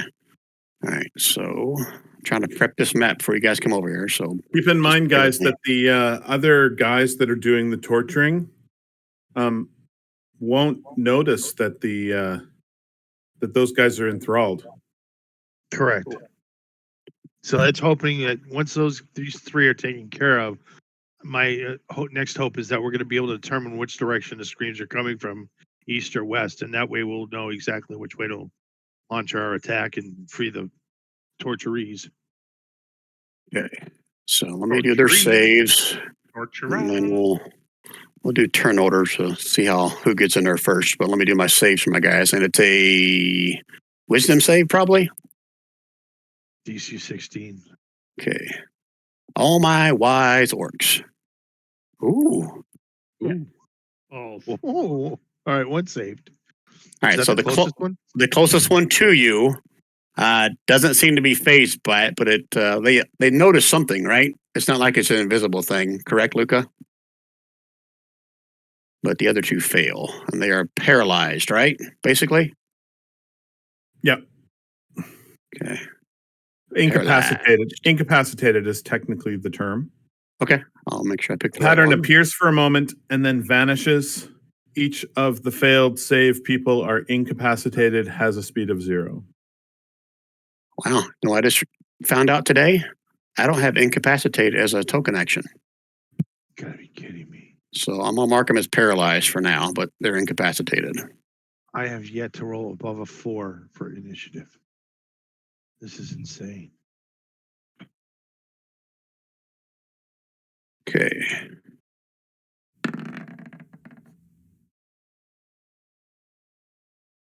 So since it didn't affect that one, he's going to be screaming as you guys are running down the hallway. Well, let's see what his initiative is. If I go before him praying, then I might be able to get to him before he screams or moves. Okay, I think I got them all. Everybody else in there? Not yet. I'm I heading only back see to my 3 keyboard. people. Hold on. And Yeah, this hold on. map is kind of small, so I'll have to pull you guys in as you guys show up, make your dash, whatever. Okay, Sure. everybody's in now? Yeah, I'm there now. Ooh, nice roll, Kalad. Nice. Yeah. Too bad I'm going to spend all of it dashing. Oh, damn it, I let that one in. Hey, let's see if my thing hasn't worked in like 3 straight sessions will work this time. They have pills for that now. All right, so spell is cast. You guys were holding your reaction to dash, so you guys can dash all 60 feet for Slaughter, not Slaughter, for Kalad, Anchor, and Luca. Assuming you guys are all dashing 60 feet. You're now 40 feet away, and I still can't put you on the map yet. Slaughter and Chovy, you guys were 65 feet away. Is that correct? No, you got to 40 feet, right? And he failed his perception You're check. within 40. Correct. Okay. What do you guys want to do? 5, 10, 15, 20, 20. I can't put you guys on the map yet either till you move closer than 40 feet. Well, when I get to go, I'm basically going to close the distance of 40 feet same here. and attack. I have 40 feet of movement, so I'm going to move right up to him and start hitting him with the old warping. Okay, sorry, I'm getting out of order. My fault. Okay, Claude, use your reaction to dash. Now it's your turn on the turn order. What would you like to do? I technically only went 50 feet, so actually I'm still, what is that, 70 feet away? I don't put 25. I put everyone movement is 30 feet. Cool. Okay, so I dash 60. I'm gonna dash again with my action to get another 60 feet to basically get within the If closing. you dash distance. another 60 feet, you will be in the room with them. How far can I? It was tell 100 where- feet. 100 feet to Oh, the it's- edge of that oh, room. It was 100 feet. Okay. I'm gonna run 30 feet, and I'll attack with my longbow. Whoever's doesn't seem to be charmed. Can I see? I mean, you can technically dash 60 feet and you could see them right now with your longbow. You don't need to move any further because you're roughly 60 feet away from the closest orc now. You mean with my the dash I did with my reaction? Is that what you're saying? I can see him You, from you where I use am. your reaction at the start of the round to dash 60 feet. Now it's the start of the round, so you can do anything you want on your turn. You don't I have think to I'd move. like- Right yeah. now, you can see him. He's 40 feet away Okay. from you. And he's definitely the one that's not charmed. That's what I can Correct. see. Okay. I'll take a shot with my longbow, and then I'd like to move after taking the shot. Okay, go and roll your shot. 5, 10, 15, 20.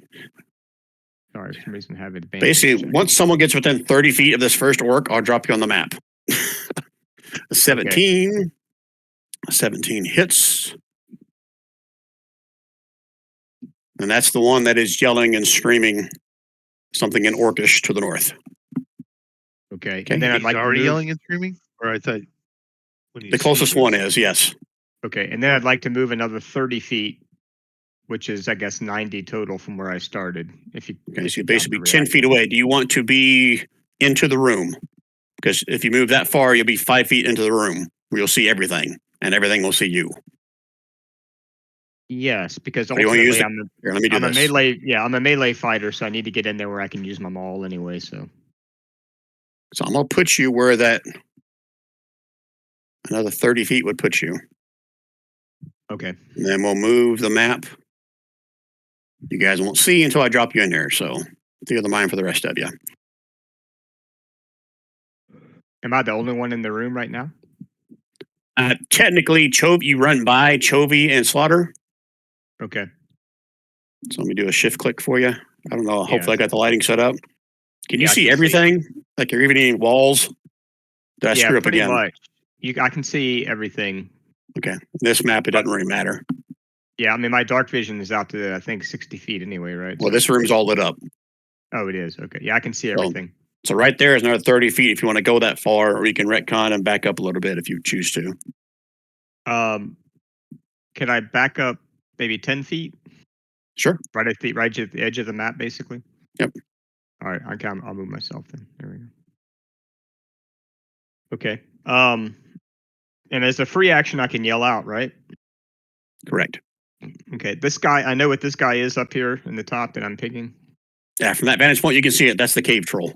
Okay. And I'll you yell can out. see there's like blood and guts hanging from his mouth, and the whole front of his shirt is just covered in, black and red guts. Gotcha. I'll yell out. There's 8 orcs and a cave troll. And Khalad, you would also know that this is the shrine to Moradin. They have defiled the shrine of Moradin. I will kill them all. How about that? And I imagine, I don't know if the turn order is now different to you guys, but Chovy, you're up next. Okay, then I guess he's already. I didn't realize this was a wide open room, so I'm going to move up to this one because I have 40 movement. Okay. And I'm going to smack him with the old war pick of love. You got 40 feet of movement, right? Yes, I do. Okay. You can wrap to him then. Smack him with the war pick of love. Probably. Yeah. You tried to. But I'm going to hit him again. There you go. Oh, I'm You raging. remembered how this works. Yeah. I did rage, by the way. Sorry, I forgot Okay, to say. that's fine. I'll allow that. Okay. All right. So 17 hits him for all that. Yep. Okay, even the fire, right? Yep. And you guys watch as Chovy just slammed into this guy's face, and he crumples to the floor. Eat, baby Jesus. And that's it for the Chove. All right, Luca. If you dashed 60 feet, you're now 40 feet away from that closest now dead orc.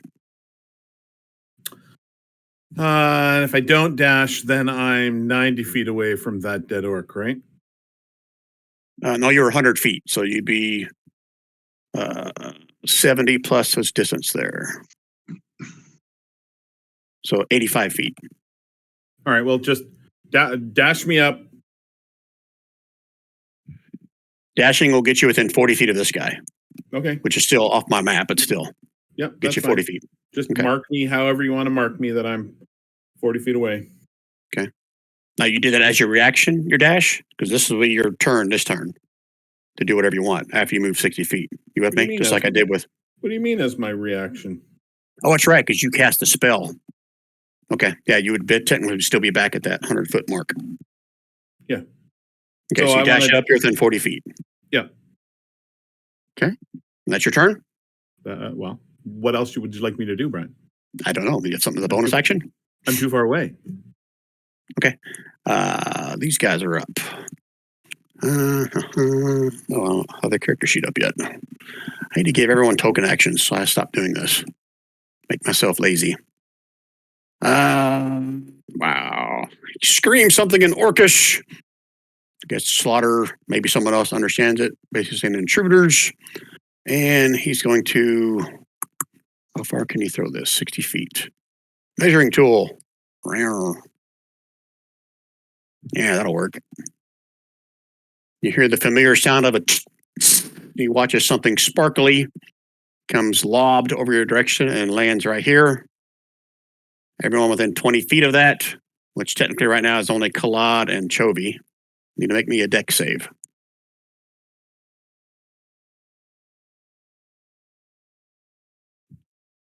Gotta meet it to beat it. So, hey, that's an awesome looking thing, isn't it? Just guess what it is. It might be a cinder bomb, but I'm not sure. And it was a 2? What happens if I do this? Copy and paste. I have no idea why it did that.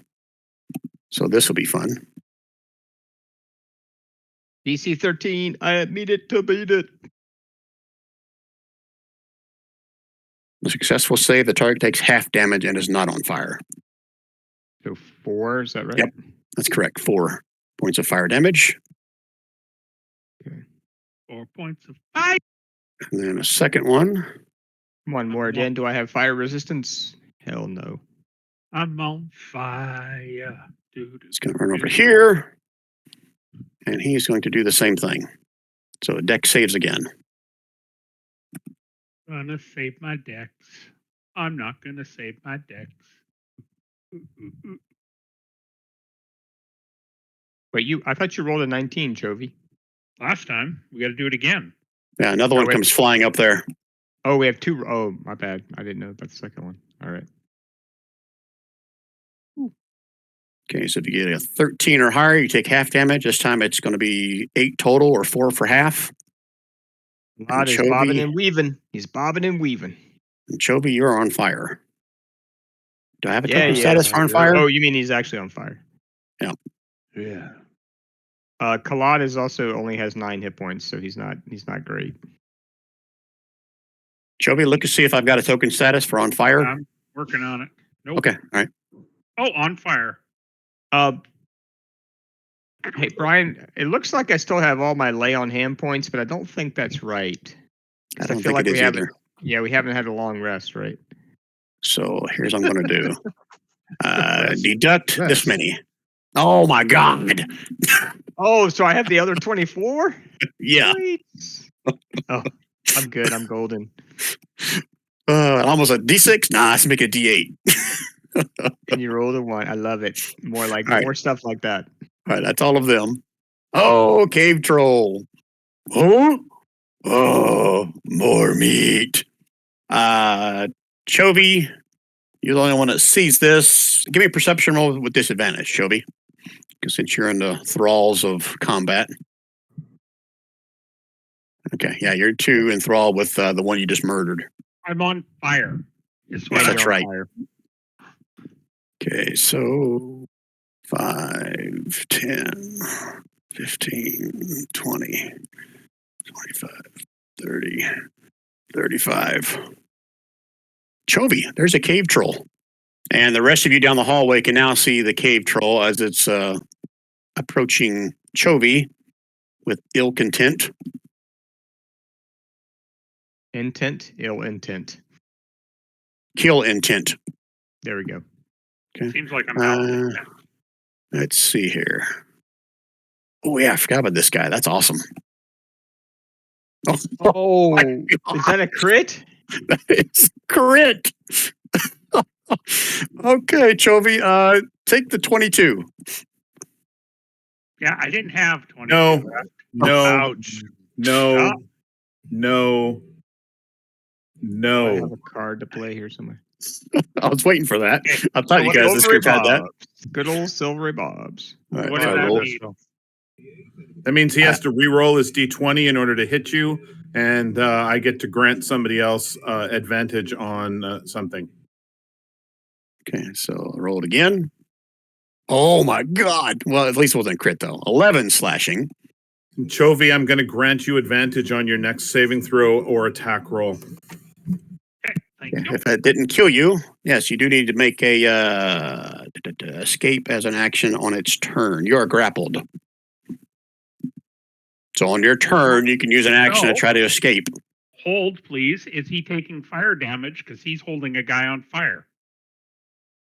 You know what? At the start of his turn, at the start of your turn, you both take damage. I'll allow that. Hey, serves you right, fucker. All right, so that was his one attack. Okay, let's see here. Oh yeah, this is awesome. You guys watch as he lifts up this burning Chovy, and then he flings him at Kalad. That's not nice. Does an 18 hit you? Yeah, probably. You got to meet it to beat it, right? Correct. Yeah, it does. Okay, you take 7, and the grappled creature takes half this damage and is dazed. So you 3 or take 4? 3. 3. Yeah. Are you still alive? How many do I take? Oh, yeah. 7? 7. If you All right. fail, if he hits you, yeah, that's 7. All right.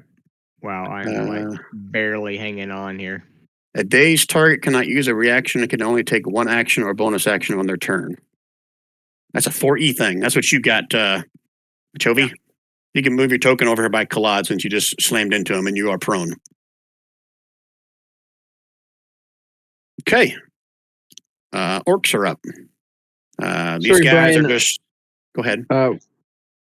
I don't know where I am in relation to everybody else because I was kind of following along with the group, but I don't see you in the turn order. What'd you get for your initiative? I didn't. I only see 3 things in the. I only see the orcs and the troll in the initiative. I didn't. I must Yeah, have missed where you said That's roll because your initiative. That's all token's I not see, in the too. room yet. Well, the turn order on the new map is messed up because Kalad is also not in it. No one Because is their except for the token. monster. Oh yeah. Okay, what do you guys see on your screen that's me go to the other map so you can see what you rolled or scroll up? Well, I didn't roll at the time because I didn't hear you say roll initiative and thought this Oh. was just. Oh, Okay, go ahead and do it now. Two issues. Okay. Then. Yeah, Chovy was But- a 19. but it Chovy was is a 19? okay. I get advantage on initiative rolls, but yeah, 5. Okay. So I think I Kalad had was a also a 6. 19. Okay, yeah, I got you near the 19 now. I see that. Okay. Is it 15? Okay, so is everybody in here now? I will Um, be on my turn at 6. I'm still not seeing myself on the turn Yeah, order on the new I don't map. see you either, Kalad. I don't see myself either. And then on the new This thing map. gets screwed up when I switch maps. I see you. I got Kalad at 19, Chovy at 19, Luca at 15, the Orcs at 13, Cave Troll at 10, Anchor at 5.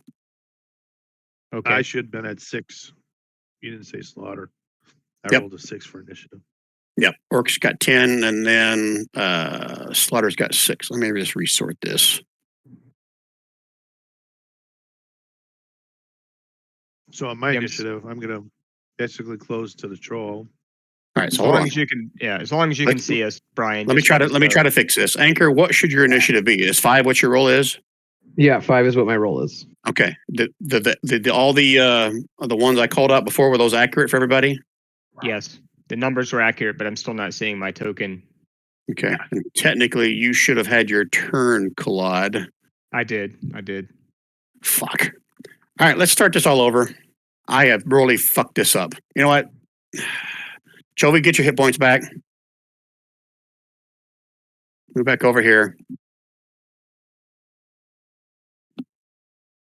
Oh, because the troll moved before Lucas did, for example. Right. I Yeah, fucked this all yeah. up. So Chovy, you still moved on your turn. You still killed this guy. So that's where we're going to start from. You got your 22 hit points back, Chovy, Yeah. and you're not on. You're technically you're not on fire. My bombardiers haven't gone yet either. Before Collide. Okay, so Kalad gets back his. Oh wow, how many was it? It was 7 for the thrown Chovy, and then I think 8 total for the 2 bombs, if I remember correctly. I'm okay with that. Okay, yeah, that I think I had 17, so that. Chovy, give yourself another 8. I don't know what the exact number is, but since I fucked up, that's probably more than what you lost.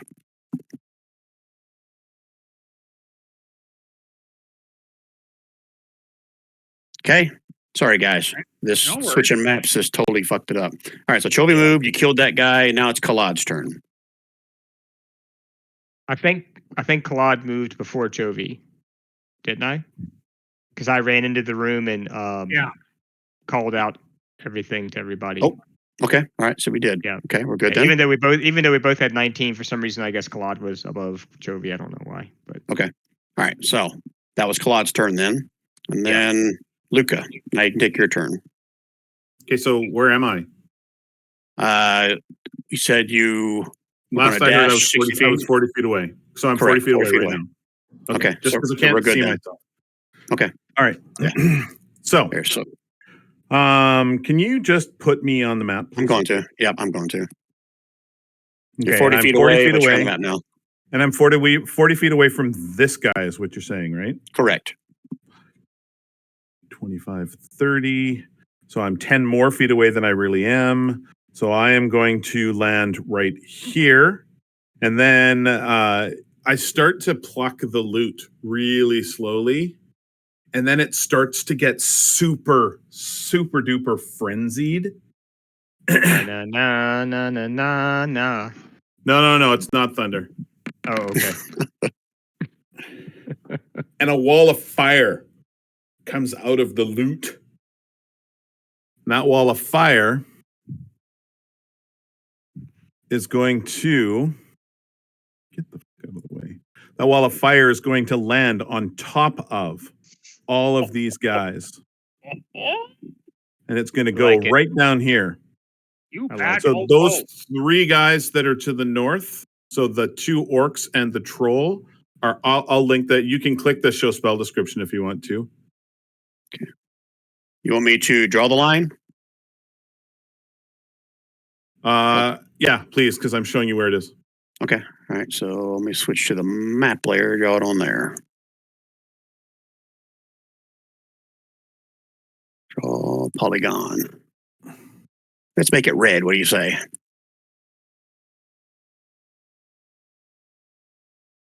That good? And the orcs go woof. And so, according to this, everybody within 10 feet of the north side of that wall, or the ones that are standing in it, have to roll a dexterity save. Okay. Versus the 16. Deck save. For the troll first. Yeah.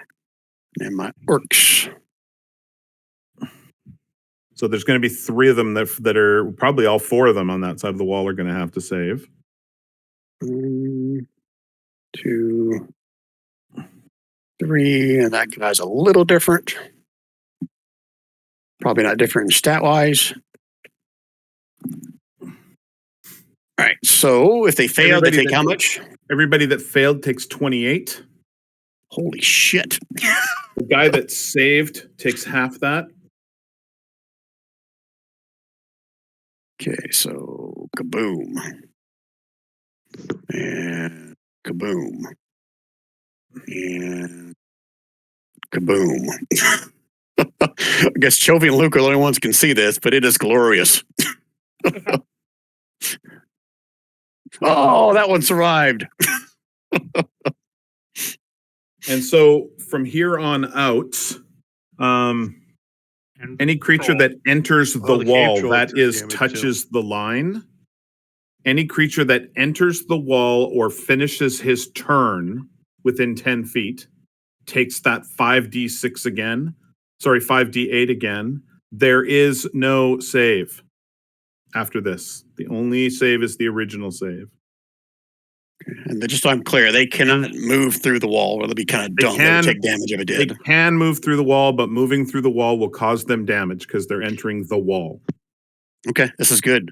This is good. Now, having said that, I'm now concentrating on the wall of fire. Those hypnotic guys are no longer hypnotized.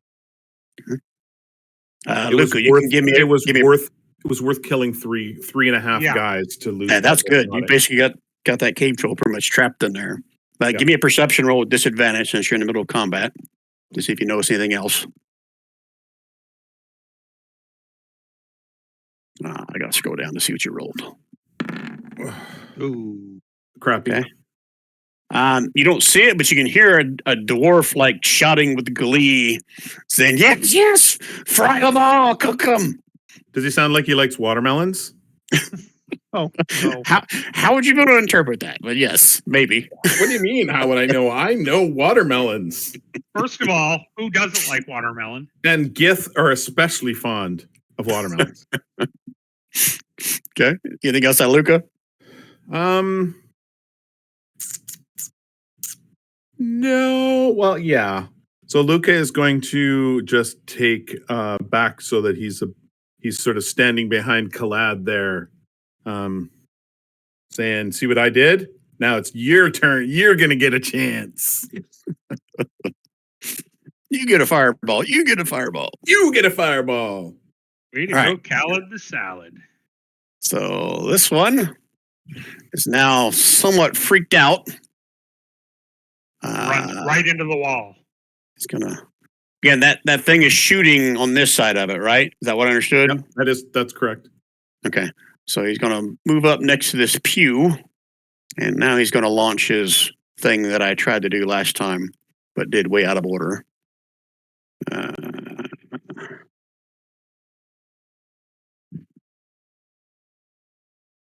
to paste it in since it doesn't work on his character sheet. So I landed it right here. Anyone within 20 feet of that, it's got to roll. So technically, I don't think Anchor's there yet. So just be Luca, Galad, and Chovy. 14. Okay, so you guys all pass. You take half damage, 3 points of fire, and you are not on fire.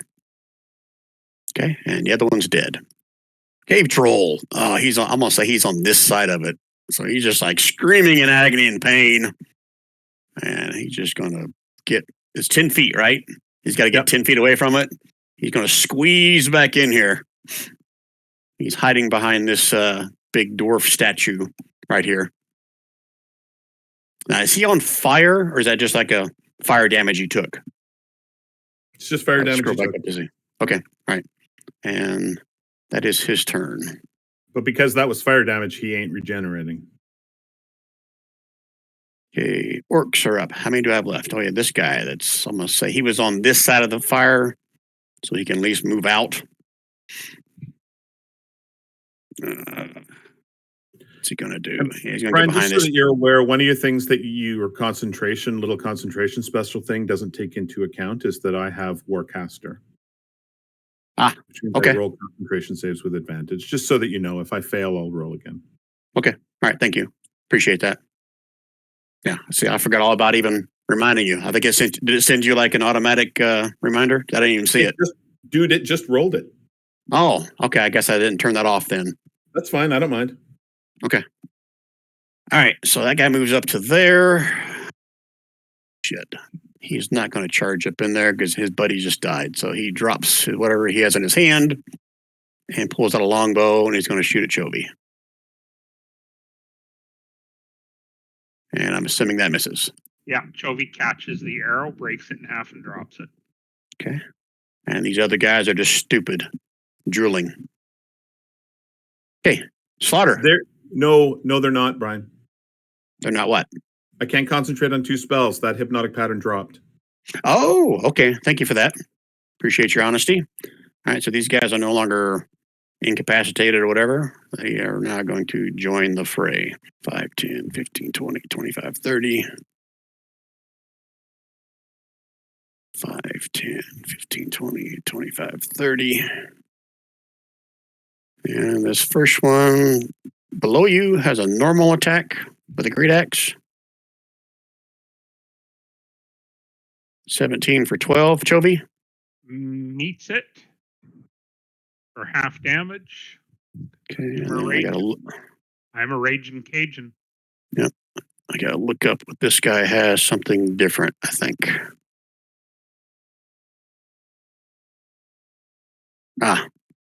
Okay. All right, so it's going to be. He's just going to give me a hug. He's decided to give peace a chance. It's this +1 for the attack and damage. So I cast Silvery Barbs. Okay, I'll roll it again. By the light of the silvery barbs. Oh, Even Sorry, man. better. so we'll still take the first damage. 9 points of slashing. 10. I think you said it was +1. You said it was +1. Oh, thank you. Yes. I love you, Gary. No worries. Yeah, with only half of it, so he's still standing. That is their turn. I'm still Okay. standing. And Gary, you've now got I give you the second half of that Silvery Barbs. Actually, no, you already have one. No, because you didn't cast that spell. We Since, we yeah, because revamped. we retconned. Oh, we all reset that. it. Okay, I didn't give my mana back for that. Okay. So Chovy, you have the other half, so you have advantage on your next D20 roll. Okay. I think I skipped Slaughter in the turn order just now. So Slaughter, it is your turn. I don't even Drop see you on the Slaughter. map. Slaughter Yep. doesn't even exist. Slaughter's dead. How much movement is for me to get here? You were within 40 feet, what we said originally, Okay, so from it's 40. this guy. Okay. So use that math as you wish. You know what? I'll just go to here. So there'll be 30, which I've got plenty of. And then Can you say flanking? Flanking for fun. We use flanking rules, Rich. Move up Oh, here, we are? Rich. Move up here, Yes. Rich. I'm sorry. I didn't think. I don't know why I didn't think we were using flanking. So I will go there. We're trying to be And- subtle. It didn't work. If you can figure it out, it happens when you have no sleep. All right, so moving up and using my lovely Great Ambusher, I'm going to take attack number 1. I think that Waka hits. So 20 definitely hits for all that, right? Yeah, That guy's Okay. fucked. so 27 points, and then seeing as I have another 20 points of movement, I'll move down here and attack the other guy. I still have 2 more attacks. Attack number 1. I think that hits. 15? Yep. 15 does hit. 17. Excellent. How do you get 3 attacks? How does that work? It's part of The my Gloomstalker Ranger. Gloomstalker Ranger. I Gloomstalker. Dread Ambusher. So if I take an attack action on my first attack, I automatically get a second attack that does an additional D8 damage. Actually, I didn't roll it because he died. And then I also, at my level, I have 2 attacks. So basically, I get 3 attacks only on my first turn of combat. Okay. But seeing as I killed him, I still have an attack, but I only got 5 more points of movement. We'll go here and let out a "Who's next?" Oh, the whole world just moved. I was trying to grab that hypnotic pattern thing on I there. know. I didn't expect such a There we go. reaction. My Actually, I my thought battle cry. I thought I was having a stroke. You were actually having a stroke, but then Yeah. I'm not even going to joke about that. I'm sorry. All right. That it for Slaughter? That's everything. Okay, pulling up the rear. Anchor. Introduce All right. yourself. Anchor comes running in. Yay. Huffing, puffing, out of breath. Yeah. Come on, let the Guys, little what are we dwarf play. doing? What are we doing? It's been a while since I've been on land, and then with that, he sees the orcs over here, And he's going to throw one hand axe at this guy first. Not that it's going to make a difference. They have partial coverage because they're kind of hidden behind those pews. Totally cool. He has nothing. He can't really hit anybody else because it's not what he does. So, ha-cha! 15 on which one? The one with the red. Okay. 15 does not hit him. Oof. Then he's going to try another hand axe and say, ha-cha! Same one? Yeah. We'll see. 27. Let me check his AC. Yeah, that hits him. Oh, near miss. Like he ducks the first one, then he brings his head back up just in time for the axe hit his head. It falls backwards. He yells at the other orc in front of whatever that guy is with. Is that Jay Leno with the giant chin? No, that's Gallagher. Gallagher. Oh, Gallagher. He yells, "Don't you go grabbing me axe!" Technically, that is your boss.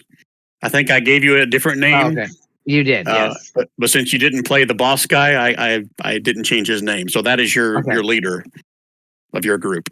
I Gotcha. think he'd still tell him, "Don't touch my axe, axhole." You silly axhole. Okay, you want to change what you say to him, or you good with what you said? No, I say it to the orc who's in front of him. Ah, okay. Yeah. Okay, is that it for Anchor? Yeah, that's about all I can do. Okay, you guys need a minute to strategize? I'm going to run up and get between Gallagher and the orc and smack him twice. Because we got to go around these things, I'm assuming.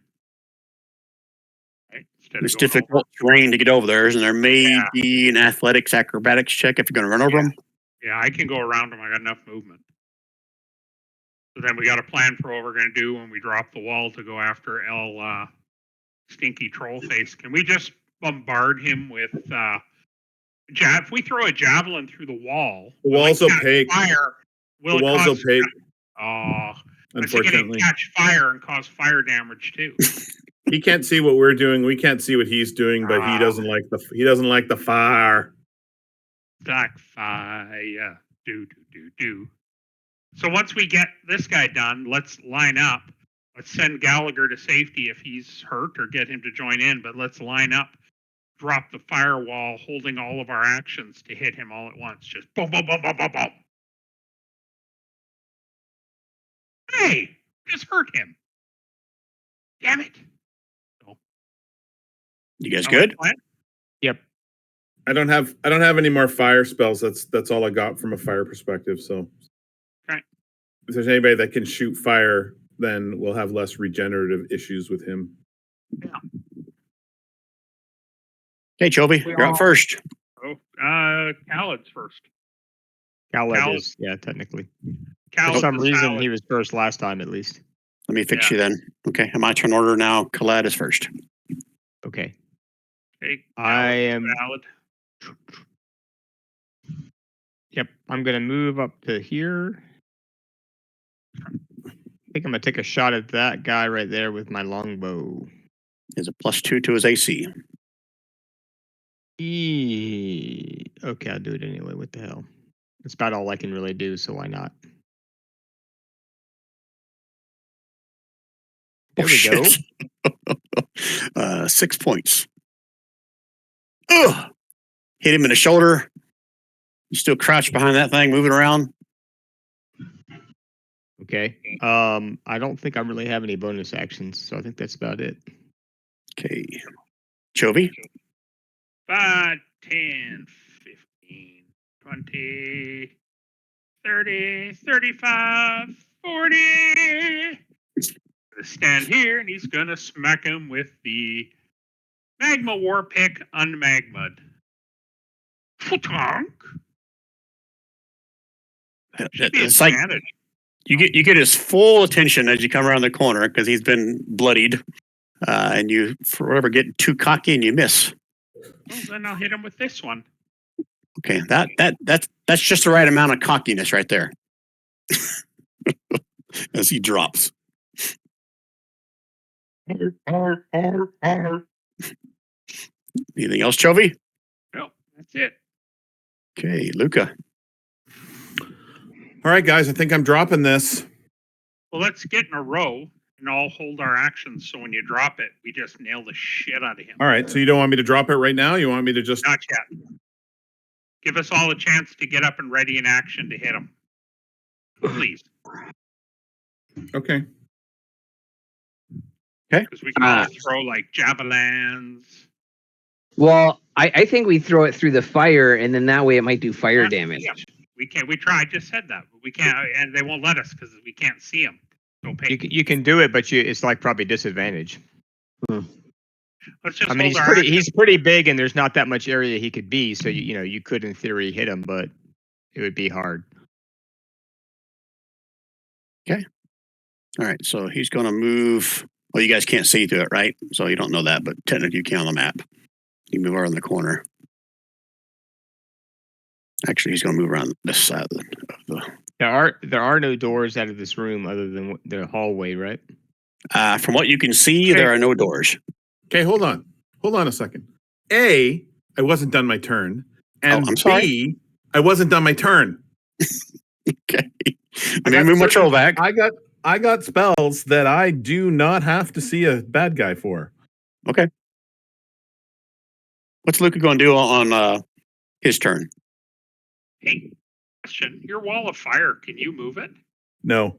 Oh, too bad. So on my turn, I'm going to, while I'm still playing, this is how talented I am, I'm still playing the sound that is continuing that wall of fire. It's a very fiery sound. But at the same time, you can hear sort of in there a little bit, you can hear this, I don't know, it sounds like me going, me, mo, mo, mo, mo. I have missed that, Rob. Where's the me, mo, man? I know. So I Dissonant Whispers, and Dissonant Whispers does not require me to be able to see the creature. I can choose any creature within 60 feet. And so I am Dissonant Whispersing him at level 1, and it looks something like that. It's only 5 psychic, but it's a DC 16 wisdom save for the troll. Oh, look how awesome that was. So he's going to take that psychic damage. Like, Mimo.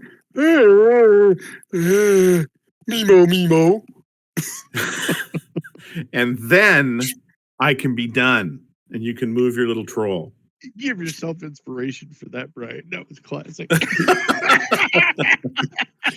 He is so sad that he can't duplicate your Mimo. All right. Now, is that Luca's turn? That's a good card. Yep, that is. Okay. All right. So, again, he's going to be all depressed because he can't sing like you. Move around the other side of this statue here. Okay. Orcs are all dead. Slaughter, you're up next.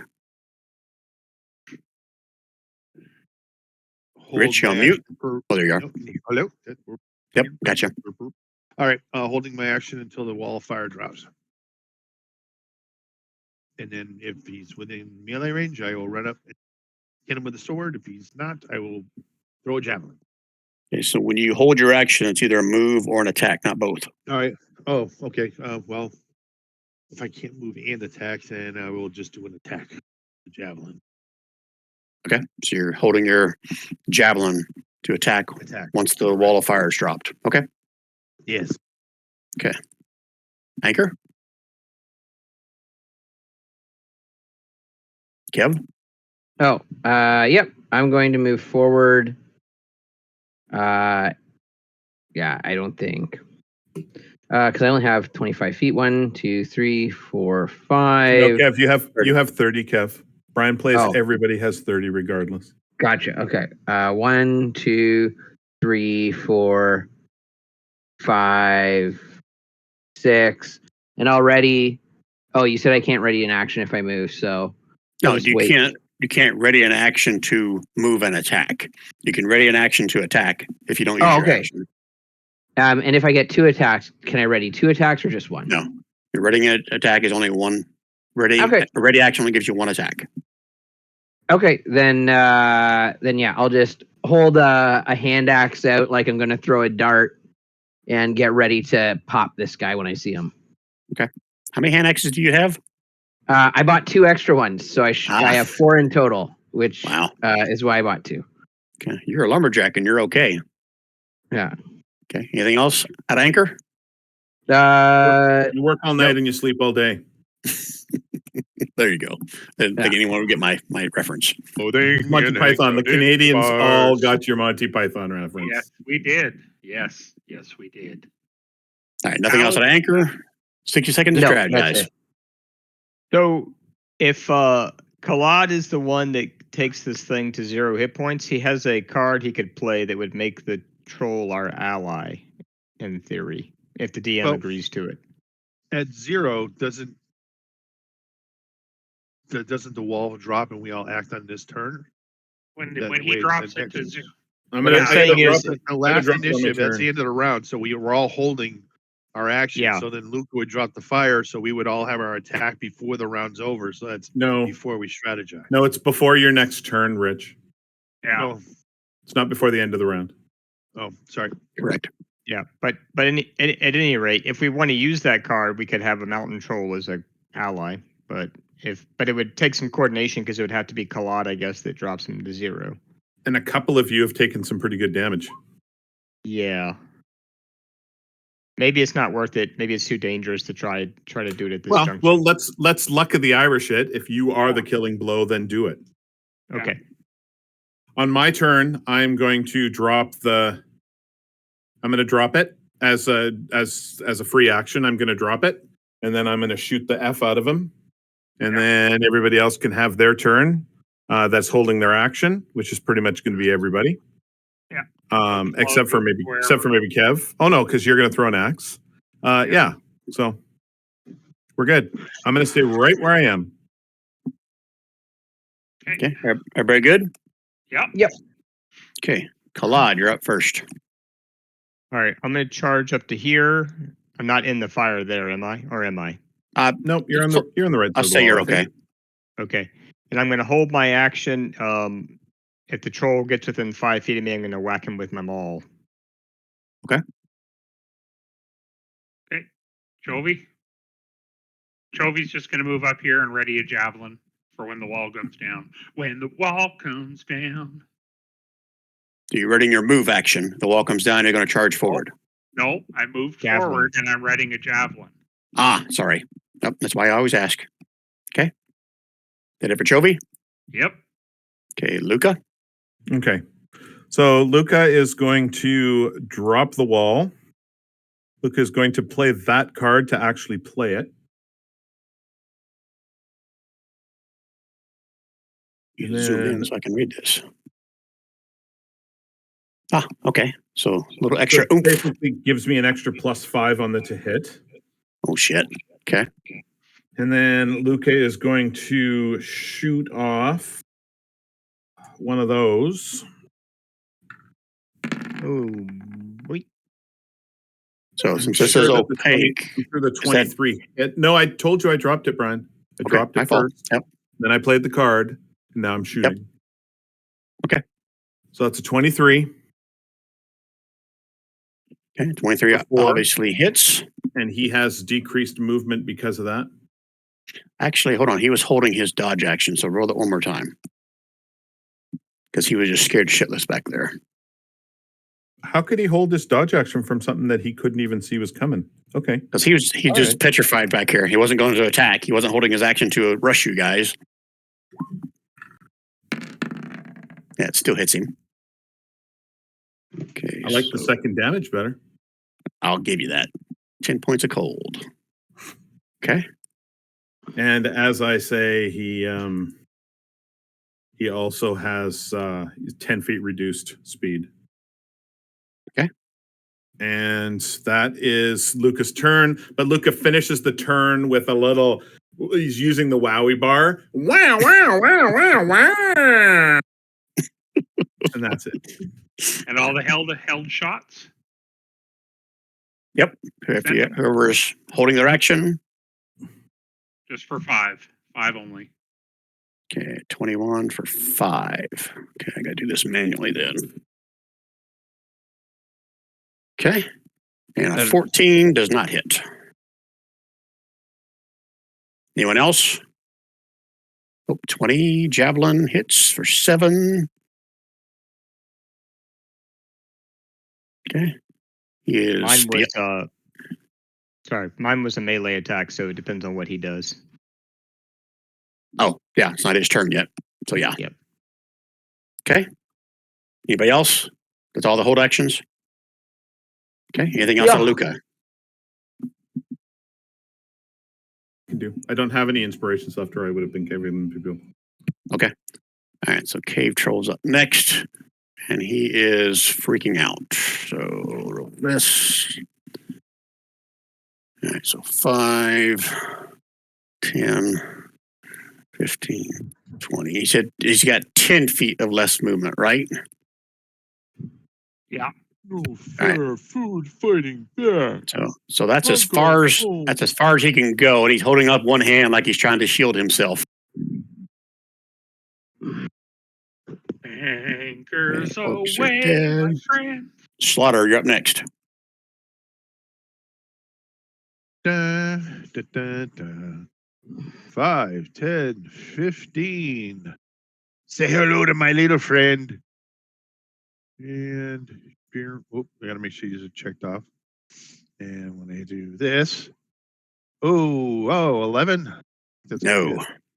All right. Oh, nat 20. Oh, the run of the night. Okay, so all that, right? 10, Yes, 16, sir. and 10. Okay. So that's 31, 41 points of damage. But that's not Say goodnight, 20. Charlie. So all that damage is right, correct? Yep. Yes, sir. Even on a crit, right? Yep. Should be another. Well, I think I did last time. I let your Great Weapon Master thing do it twice. Oh, you're So doubling great. Oh, so another 20, so that's 51 points. All right. So if you would like to describe how you just killed that guy. Basically, Right ahead. I'm running at him. I'm cut between the pews. I jump up in the air, and as I'm coming down, I just cleave him right next to the neck, down through his torso, into his waist with the sword, like, your doom. So you don't cut him completely in half, but make a giant Y out of this trollish Giant Y. Yeah. Okay. And I don't have any flames. Somebody may want to hit it with some flame after I. Yeah, can we put a torch to him? On as long as someone has a turn before him, then yeah, that'll happen. Anchor's up next, so. Okay, Anchor, do you have anything with fire? Absolutely not. You have a torch? Are you carrying a torch in your backpack? I do have a torch. Can I light strike and drop a torch on this corpse? Yeah, I'll take an action to light it. So yeah, you can run up there and just basically drop it on him. Yeah. I guess technically you did. You know what? Fuck it. Someone else is going to be able to have a turn by now. So yeah, you guys could walk up there, sizzle it, and then he stops moving. Well, I just assume that, like, if I light it and I drop it on him, he's going to take some fire damage. Yeah, that's correct. And with that, we are now out of turn order. And when and as I do it, I'll turn to everybody and go, "Did you hear that? Did you hear what he said? He begged me for his life. He said, please, please, please," in his horrible troll voice. He said, "Please, please, please, please spare me. I got a family. I got the wee ones." And I didn't. It was heartbreaking, heart-wrenching. I stifle a Anchor, laugh. put your roll stove my on and eyes, come over here and unlock me. Just shake my head a little bit and walk away. I'm not saying nothing. I like this guy's moxie, but oy vey. He's already been winning the whiskey, I think. And then he would run over to Gallagher and be like, "Gallagher, I got here as fast as I could. Oh, We all did. thank me, lucky stars. I thought you were dead. No, there's a shooting star, a pot of gold, and I'll get you out as best I can." Chovey's rolling his eyes. If they start And handling just each other's walks lucky away. cards, I'm out of here. steps away, rolling his eyes. There's something wrong with these two. He goes, And "Oh, what's this? Is this a chest?" Oh, So is anyone going to unlock Gallagher from his manacles? I would. anchor.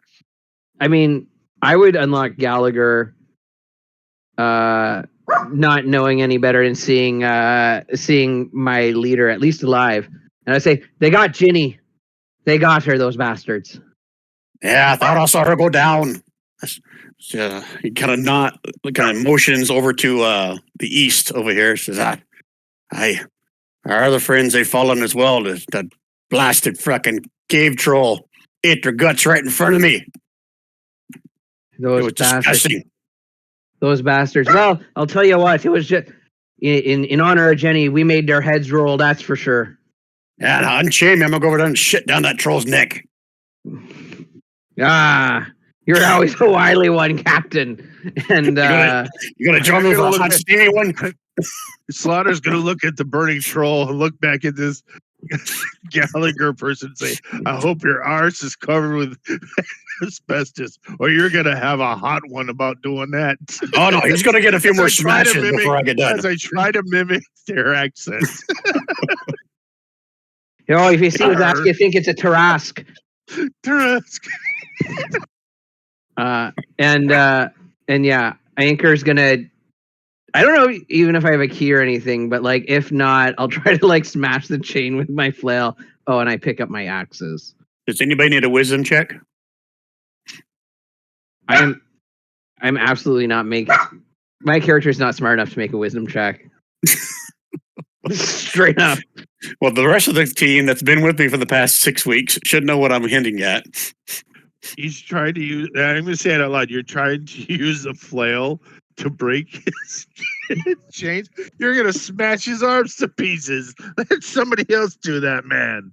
Oh, right. And then I like hold out my flail for someone to try and use. So I'm going to, Brian, not roll a wisdom check, and I'm going to check the bodies for keys. Oh, there we go. This team is becoming more and more experienced with every session.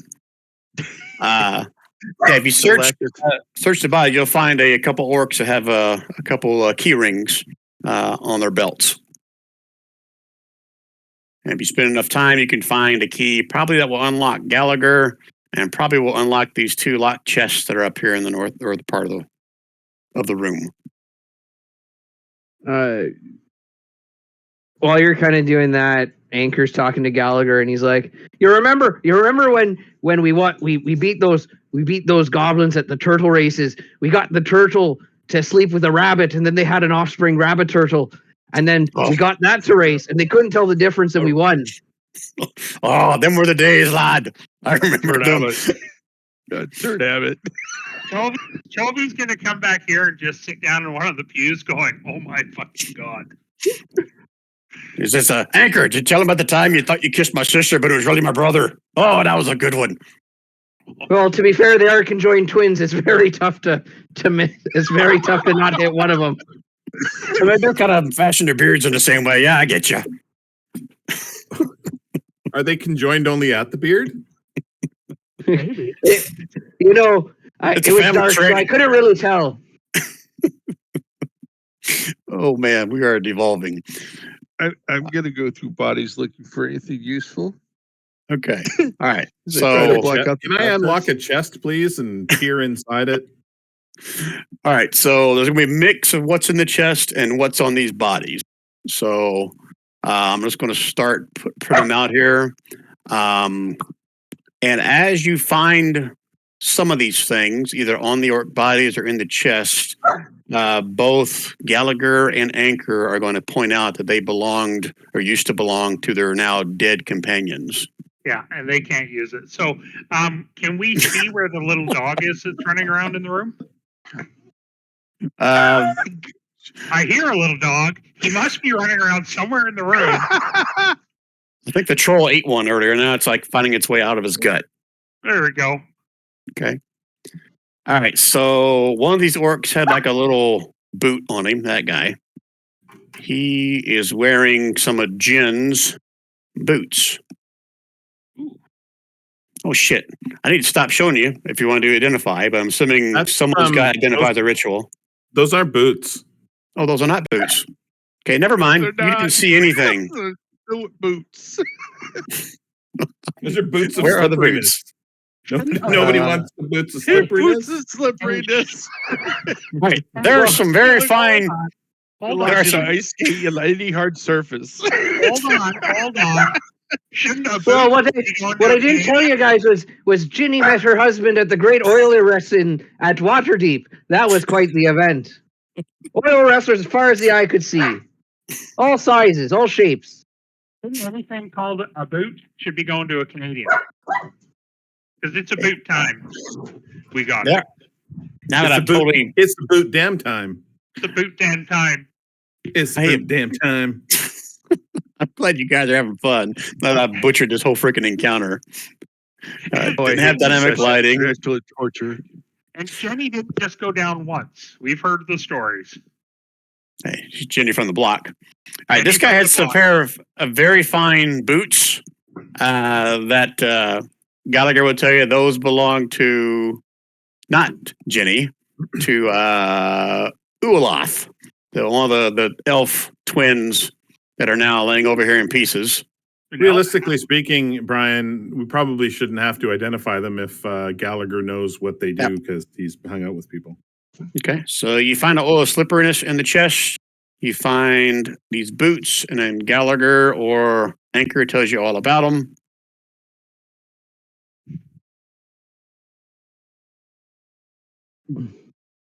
Okay. I thought those said Swift slap boots.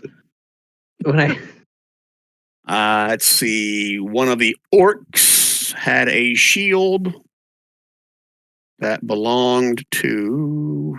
Gotta make sure. Nope, this is the one I gotta get rid of because Kevin's character took the place of this guy. So no shield. One of the orcs is wearing a breastplate that used to be on Rainier, the dead elf ranger, one of the twins. Show the players.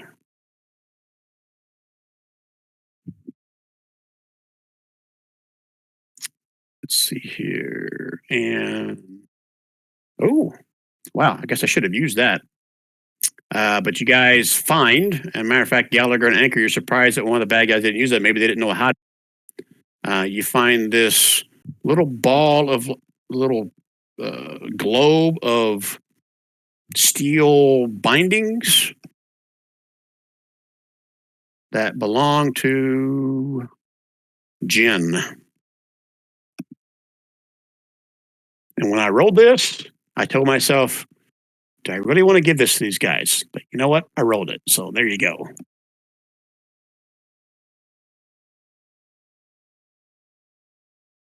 And we're not done. No. There is more. Oh, that's not there because Kev took his place. You also find in one of the chests a vial.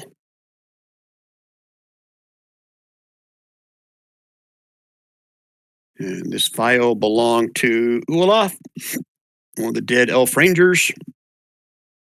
You also find, oh yeah, one of the orcs had a rapier. Again, it doesn't say rapier in this description, but it is a rapier.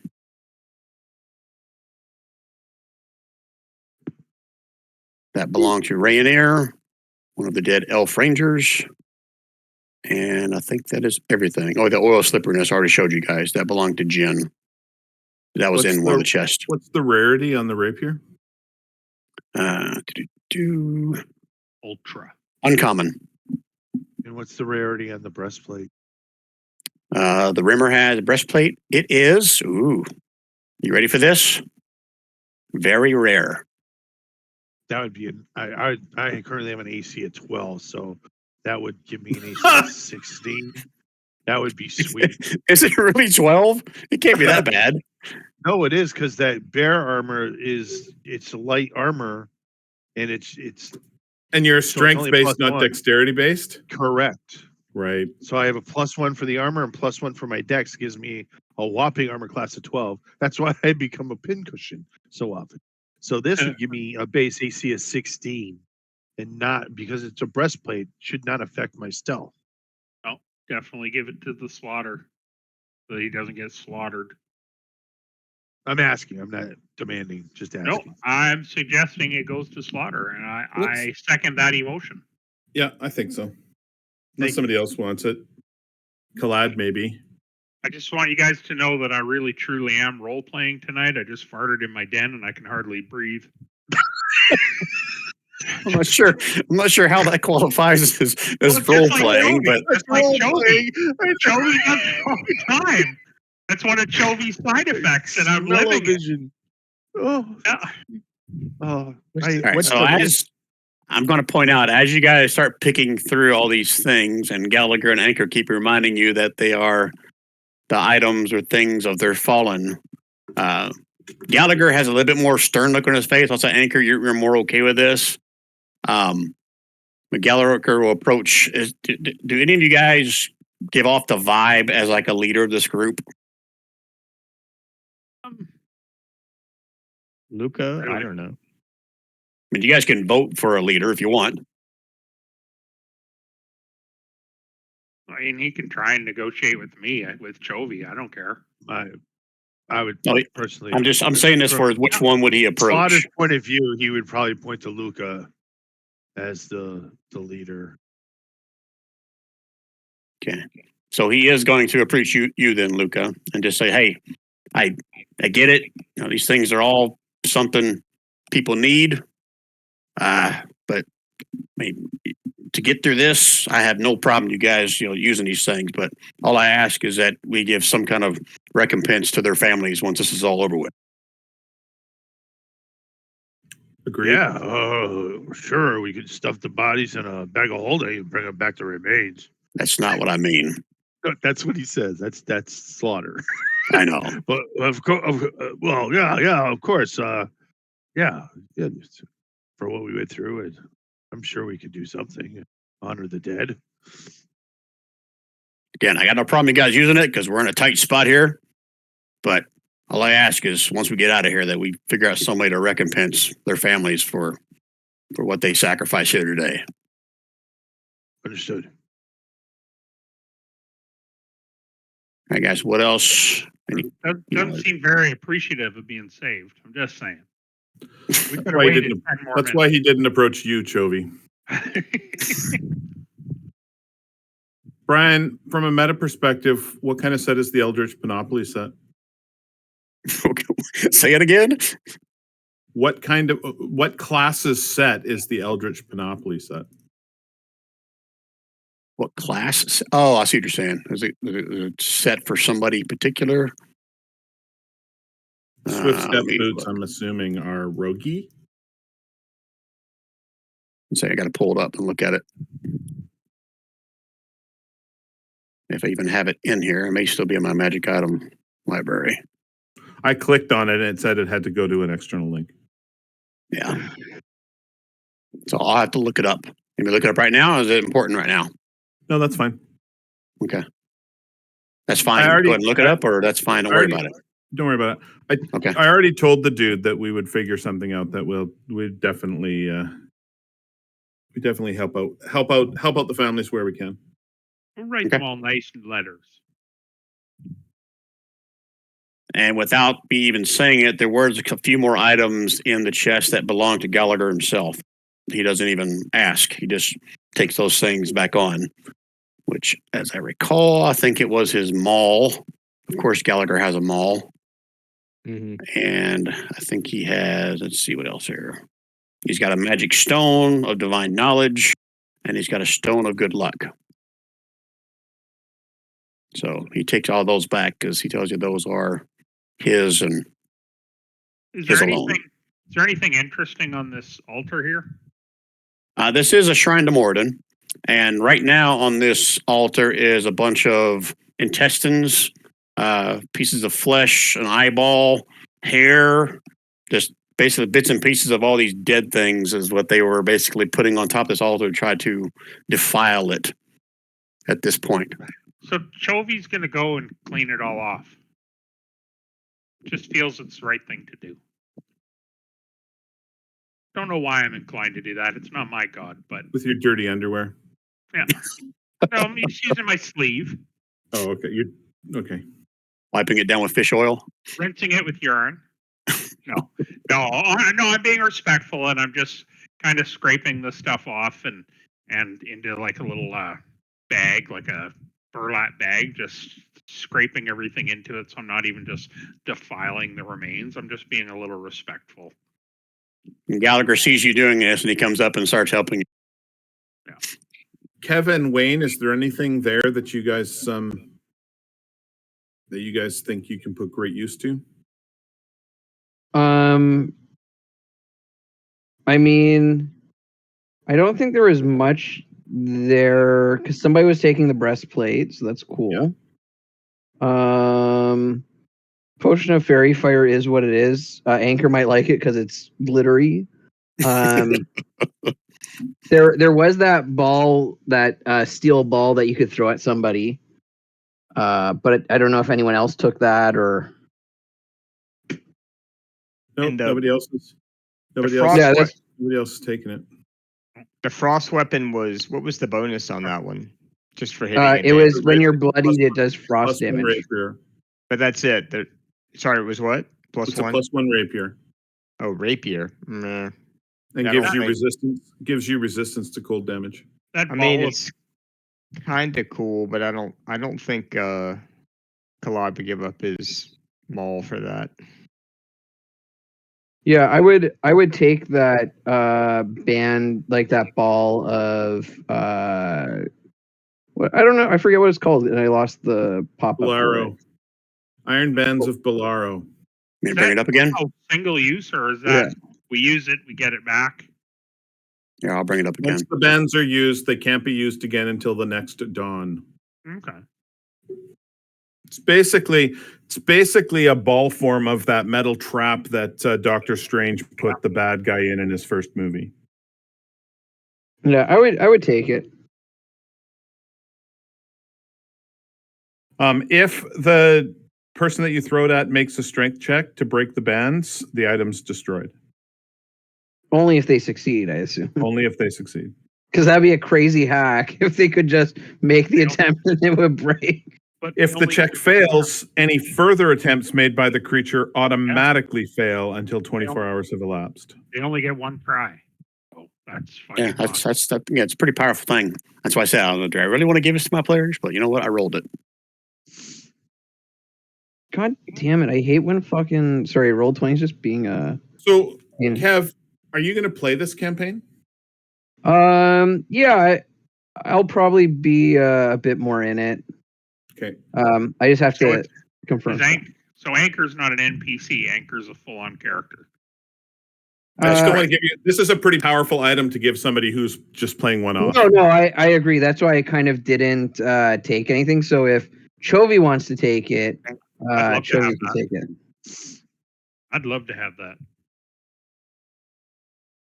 If that's Well, let's cool play with it. Let's you play it guys. this way. Chovy, you have it, but if Kev plays with it again, he'll have it. How's that? Yeah. You guys cool with that? So both you guys add it to your character sheet. Then if you two ever play again the same one, then Chovy, then Kev will have it. Otherwise, Chovy will have it because Chovy's more of a regular member. Yeah. Not that you can't be Kev. I'm not saying it that way because this is Scales of War. Anyone can play this. Yeah, no. It's just I just have to look at what my schedule looks like. That's all. Okay. Nobody wants those boots. I'll take those boots. Those Okay. boots are made for you, buddy. And I think I put in my notes everything that requires attunement. Even though it says on the breastplate requires attunement, the boots require attunement, and the Frost Fury weapon requires attunement. Everything else should be as is. Okay, so if we divvied everything out, No. okay, what we got left to divvy out? The vial of fairy fire and the boots of slipperiness. I mean, the oil of slipperiness. Somebody want to claim those? I feel like Chovy would want the oil of slipperiness for some reason. That is a good point. Yeah, I can take that. So Kev, I know you haven't played with this in a while. You remember how to add a link to these things in your bio section, kind of like I did with your magic items? Do you know how to do that? Yeah, because I just have the Iron Bands of Bolero, which I don't think require. Does it require attunement? I didn't. No, Doesn't. it does not. Yeah, just put it in square brackets, and then that link to that handout will be in your bio sheet. Gotcha. Okay, I see what you're saying. If nobody else is taking the vial of fairy fire, I'll take it just to hold on to it. If we ever need it, then we can remember that we've got it. You go full vial of fairy fire, man.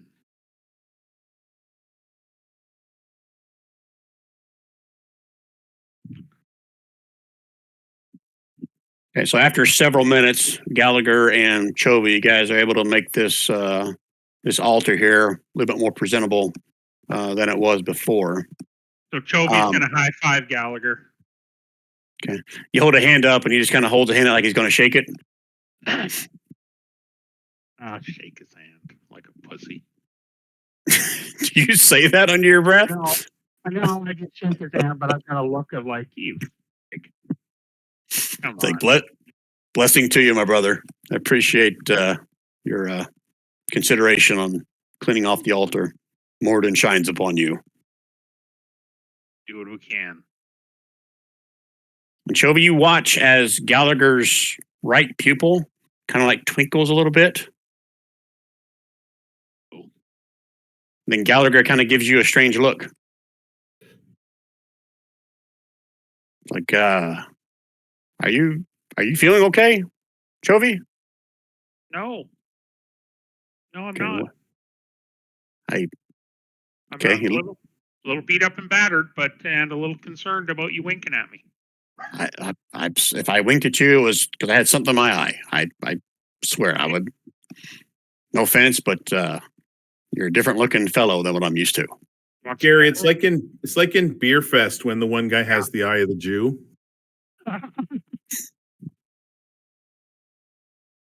No. Okay, Kalad.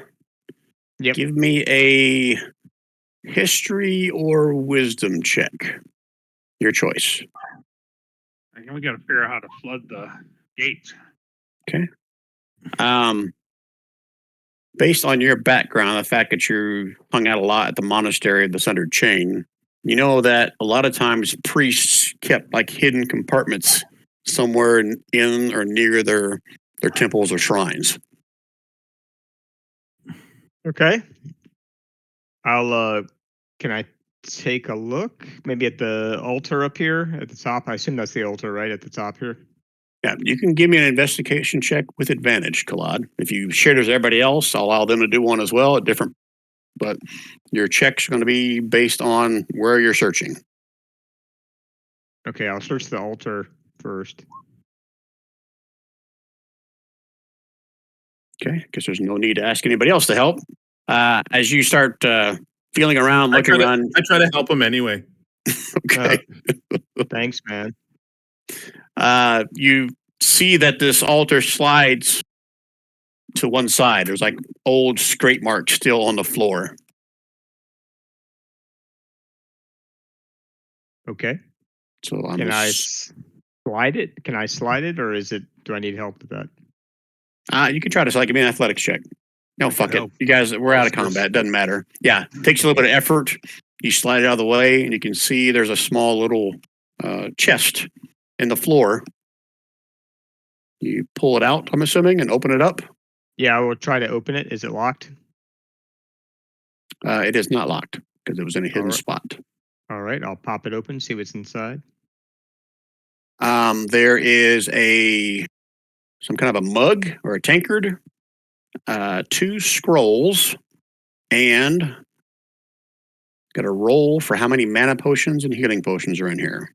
Nice. Well, Who would like to roll?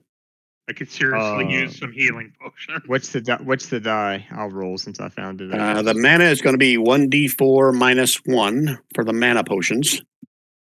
Minimum of 1. So if you roll a 1, you still get 1. Okay, so there's 1 mana potion in there. All right. And there are 1d6 healing potions. Who would like to roll for that? I'll do it. 1d6. Oh, nice. 5 healing potions. Now roll me a D100, Jovi. Okay, they're all normal healing potions. Damn it. But Still, 5, which is good. better This is than- 5 more than we had before. Yep, I can. Can I have all 5 and drink them right now? Because I mean, I have, Kalada's not doing awesome either. nope. Nobody is really when you look around the table here. Lucas should take the mana potion though, yeah? Sure. Well, it's a 1-point mana potion, Brian. Yes.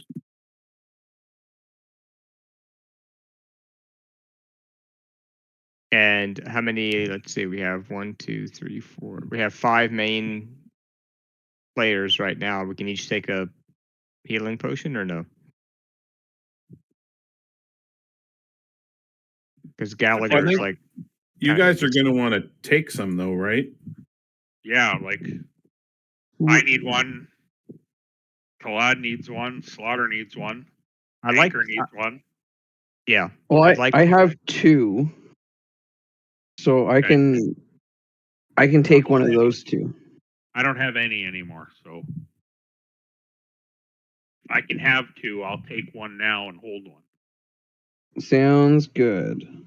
And what is it, 2d4 if you take one right now? If you click on your token, there should Oh, be right. a healing potion button at the top. You can click on. Sure. Ooh, yow. And then You get max if you're out of combat. you get what, max? You get You get max. 10. 10. Yeah. So 10, okay.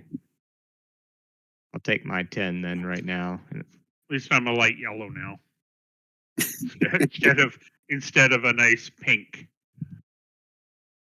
And I still have 24 lay on hand points based on your terrible roll earlier. So can I save them for next time?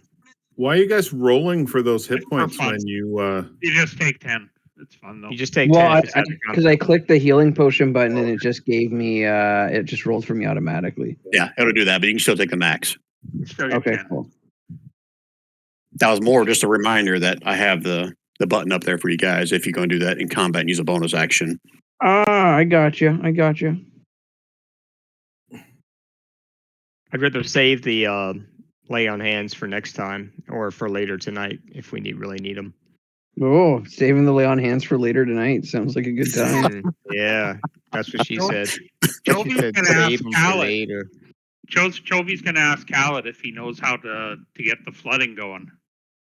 We must find the control panel that will allow us to flood Where the is it? Nexus. Do you know where it I do- is? I do not know. I know only that there's a shrine to Moradin, which we are in, which I must come back later to purify after these creatures have defiled it.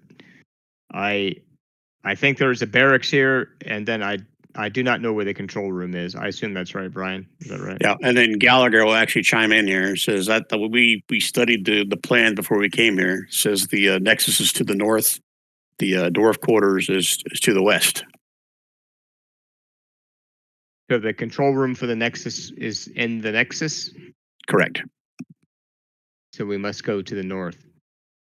And how do we do that? We need to find a way out of this room or go back to the crossroads, I guess. Yeah, the crossroads is where you guys. Okay. Yeah. All my exes live in the Nexus. Did everyone hear the other things I pointed out down in this secret cubby hole? Oh, there was a mug And and then all the stuff and a Well, I was going to say, Kalab would probably grab the tankard and try to figure out if it's some dwarven thing or not. But the scrolls he would have no interest in. anybody here have interest in scrolls? Well, I'm being the only magic user in the group. Maybe I would.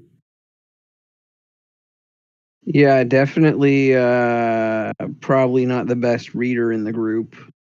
Jovi would use them to wrap up some fish to go. Not him. So what I'm getting at is, everyone wants to take these and try to figure out what they are. I will roll for them because I don't have them defined yet. Yes, I would like to do that. The Luca. Okay, so first things first, let's roll for rarity on these. So whoever's going to be looking at these, roll me a D twice. Sorry, a D100 twice. Correct. Wow. Wow. That's good, right? That one's good. First one, okay, so you got one uncommon and one rare scroll. So hold on while I filter this.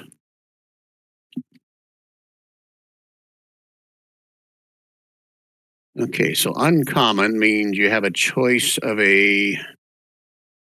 Oh, wow, I guess common is even lower level. Uncommon scrolls are considered second or third level. Okay, so roll me a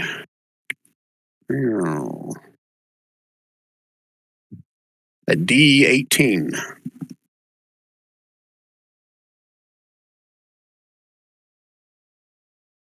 16, 18, 17, 16. Oh, this is something special.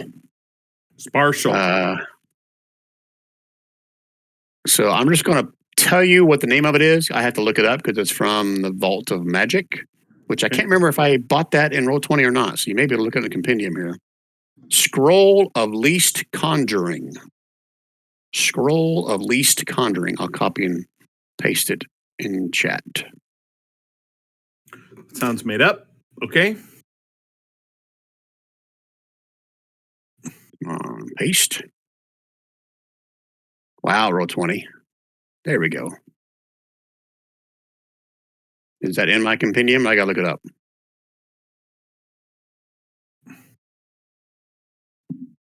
Just can't remember if I bought this in here or not. If I just have it in a PDF. No, Least Conjuring is not in there. Okay. You may look it up. You may go ahead and roll for the second one. No, let's do the next one. Okay. Let me filter Might by have, to look, scroll. might have to look them both up at the same time. Yep, that's true. Thank you. Okay. Okay, so a rare scroll is fourth, fifth, or something special. So roll me a Sorry, you broke up there. D what? D20. D20. Hold on. 5. Scroll of more conjuring. 2, 3, 4, 5. Okay, it's a fourth level spell scroll. Okay. So you want to do that one first, or do you want to look up Vault of Magic? No, we can do the fourth level one first. Okay, so filter this table by fourth level. And this will have spells from Wizard of the Coast and a couple other sources that I've collected over the year. So let's see here. Can it be Desecrate or Consecrate or Hallow? Then we can have a I good don't- discussion about it. I really don't remember if those are in here or not. We're going to find out. So Scroll of liquor and whores. a D70. None of those spells, including the Scroll of Liquor and Whores, are level 4 scroll. 69. That makes it easier for me to find. Okay. 69, dudes. That's the scroll of liquor and whores. That's exactly right. It says it's a fourth level divination. Scroll Yep. of licking horrors. What? And this is from the not really complete tome of spells called Watching Shadow. So I'm probably going to have to look that one up as well. But I'll put it in chat right now. Liquor in the front, poker in the rear. Fourth level divination.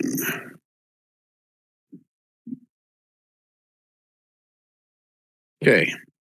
You should be able to Google Vault of Magic. Seems like Don always does. So you guys look that one up while I look up Watching Shadow. I know I've got that PDF on my computer.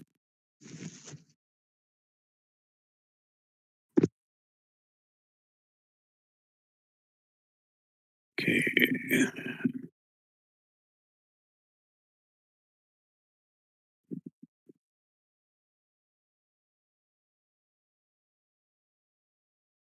It would help if I would search my computer and not my external hard drive.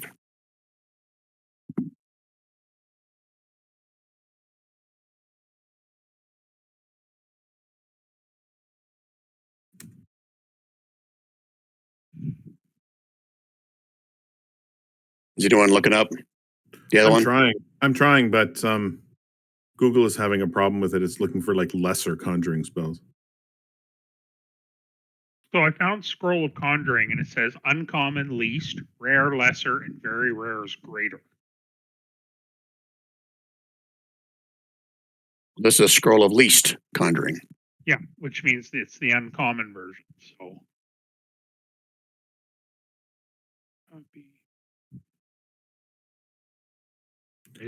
So you're seeing that you could do a Mephit or a Lantern Dragonette or a Hippogriff or a Death Dog or a Centaur. That's what you're seeing, Gary?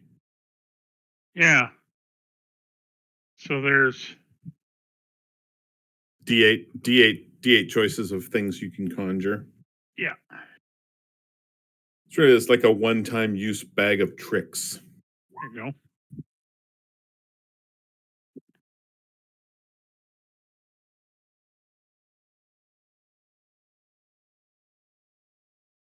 All right. Well, my computer is not finding the damn thing.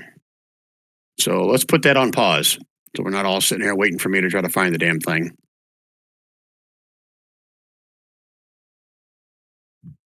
Can anyone here cast a 4th level spell yet? I'm sure Chovy could. That's a different kind of spell. Oh. Got a spell on you. That's a 4th taco spell. That's right. That's a four herring tacos spell. No, I can only do level 3. Wall of Fire is a level 4 spell, but it's my loot that does it. It's not an actual spell. Okay. All right. So I'll look these up between sessions here because we've reached the 3-hour mark. Let's at least figure out where you're going to go to next. If you guys are okay with that, I'm good to go another half hour if you guys are. But some of you guys it's getting late, so you tell me. I'm good with continuing. It's up to you guys that are farther the other direction. So it's only 9 o'clock here. So, or I know Rob, it's what, 10 or 11? Yeah, 10. So Because really, it's going to be Rich and Wayne, right? You guys are the furthest away. like 4. Or Kev, are you still in the Eastern, or where you at, Kev? Yeah, still Eastern, so it's 11 for me. I mean, I could do half an hour, but I gotta go golfing tomorrow, so.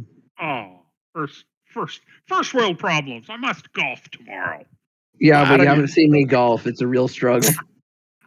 So, out of the two obvious choices you guys have, the quarters or the Nexus, I know which one might take a half an hour and which one would take long. So, it's up to you. I would think we would go to the quarters next, but I'd do the Nexus last. What do you guys think? Yeah, I'm thinking the same thing. Quarters would be next. Yeah. All in agreement? I just was curious why we would go to the barracks first, though, if our job is to kind of shut the Nexus off. To flood the Nexus, right? So is that going to flood the barracks and everywhere? Well, maybe going into the barracks will help us figure out the problem with the one. Oh yeah, we didn't get that far, did we? We haven't solved that problem. The barracks has a leaky toilet. We haven't solved the problem of Maria yet. Okay, yeah, that's fair. Is it based on the layout of where we've been? Is it likely the barracks is like just north of the pipe where we were having the pinging problem?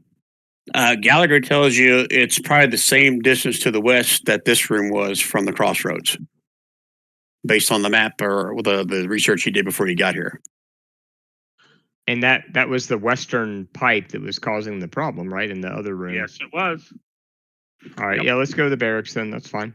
Okay. One more thing that I forgot to point out. I'm not going to make you do a roll for it. Along this wall down here is a huge tapestry. It seems to recount the construction of the Nexus. Characters who study it and succeed on perception check, and I'm not going to make you roll it, determine... Oh, you already knew this. Determine that they must open the valves in the bullet in order to seal off the Nexus before you can... So you got to open them up before you can operate the Nexus. So you already knew that. So that was pointless. Shelby points at the wall and goes, "Look, an instruction manual." Yeah, it doesn't tell you how to operate the Nexus. It just basically shows that the valve's got to be turned on or for it to function. So, okay, sorry about that. Stupid sidetrack.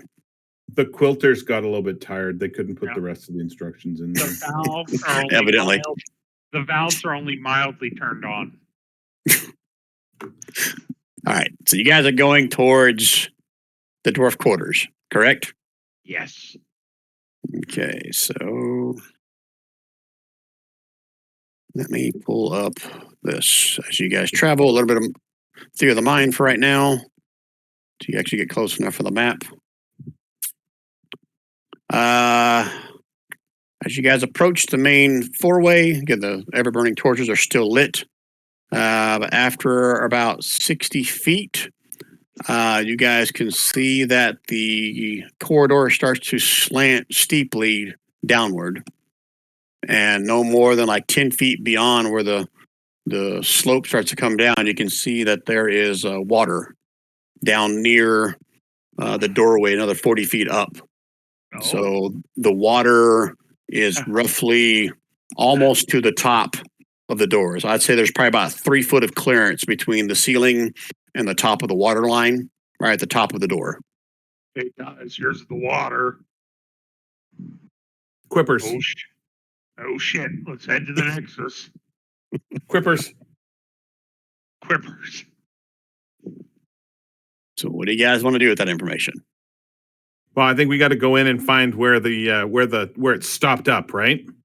Yep. So this is the problem. It's leaking into this area, and there's obviously a blockage. We need to go unclog the drain.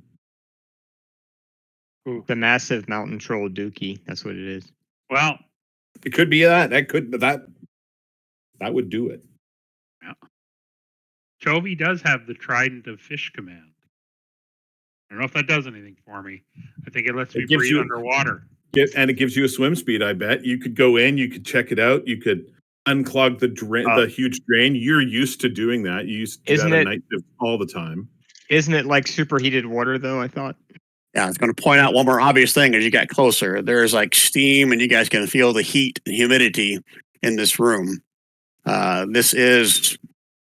You're assuming the water is pretty warm.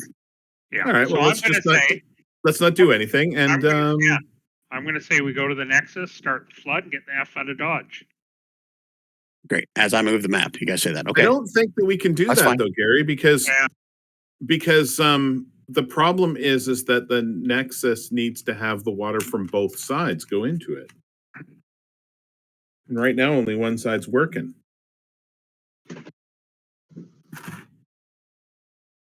We could try. I don't think there's anything we can do with superheated water anyway, so it's kind of a moot point, as the case may Yeah. be.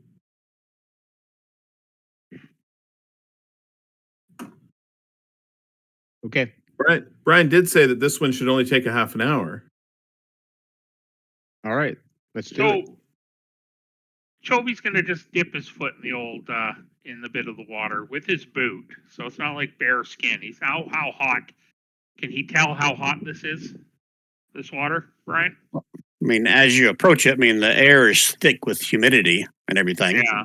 But is the water too hot to swim in, to touch? That's what I'm trying to figure out. You can go up and dip your toe in it if you want. Are you That's what gonna get in the hot tub? Getting in the hot tub. Celebrity hot tub. No, he's just going to stick his booted foot in and see how it feels. Too hot. Are you guys seeing the map now? I am, yeah. No, we saw the map before, and now all of a sudden the map doesn't show anywhere near what it showed before. That's great, right? So even though this map shows like open doors, these doors down here are shut. Oh no! And they're I can see I it. tried to draw in like the water line, so the water line starts right about here. Oh, I thought those were Chovy stink lines. I thought so too, actually. Well, he's going to put his toe in it, so it might end up being that. Can we quiz Gallagher?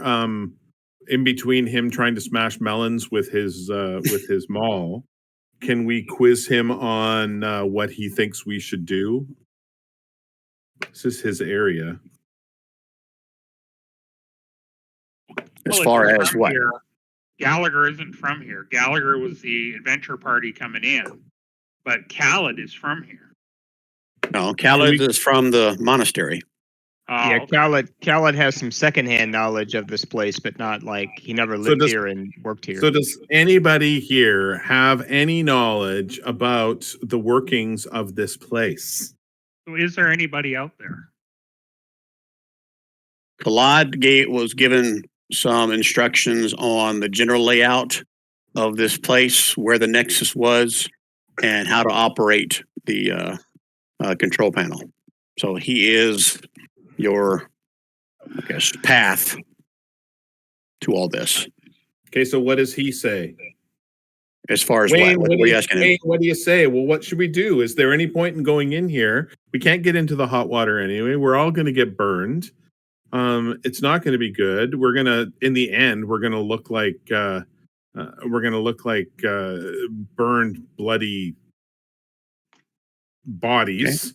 He'll say this. So if that water is as hot as it looks, if there were any prisoners, anybody alive still in there, they may not be anymore. So beyond trying to save someone in here, unless some of these folks had some more goodies, something that's valuable to us in there may not be a reason for going in there. All right, then let's not go in there. Thanks, Khaled. Good work. Anytime. I'm glad to help. I could conjure a rowboat and we could float our asses in there like we did in the temple of the crazy. Full of doom? Yeah, the temple of the crazy mind flayer psychotic dude. Yeah. I could do that if you want. If anybody wants to row in and have a look. There's only 3 feet of space though. You're not really going to get good views. Shall we move on? I say we move on. Yep, I'm good with moving on. Moving on. Keep on Okay. moving on. All right, we have consensus. Going to skip this room. Okay. All right, so let me just prep you guys for the next section, and then we will call it here. So you head back to the crossroads, and you head north. Tell you what, let me go ahead and move you guys in here. Can we Wait, see the whole don't- map briefly? Let me make sure that I'm not showing the whole map first. Is it while you're doing that, my little thought experiment in my wee little brain right now is saying, if we closed the valve on that side, do you think the water would drain out and we could go look inside this room?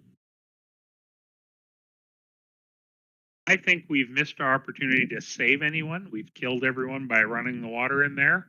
And I think when we go open the Nexus, the water level may drop in there because it should continue on down the El Pipo Lino. That's my thought. Yeah, but there was a loud ping. One ping only, Vasily. Which was the ping was the sound of the pipe going ping and letting go of all its water. All right, I don't know. I see where you're coming from. Let's Nexus it up. Let's Nexus the hell out of the Nexus. Nexus is like border crossing, so we get through for free, right? No, you still pay. It's just quicker. Yeah, Pay ahead of time. you certainly would not pass that security check, Gary. No, I know. They even interviewed my daughter when I got my Nexus card, Oh, really? and she was 5. They probably still remember that incident with you, me, and Jennifer. So, All right, so we have consensus. You guys are going to the Nexus next, correct? Yep. yes. The Nexus. Okay. Do The next us. Ugh. Yes, that was me yawning, and I don't usually do that in this game. No. Weird. All right, so let me do this. I'm gonna move you guys into map. Put you guys in here on this side of the doorway, and I double check that I'm not going to show you everything this time, like a normal DM normally does. And then you guys can figure out who you want to send in first, if it's going to be Slaughter again, or how you want to handle that. And then when you see what you see, that's probably where we'll stop.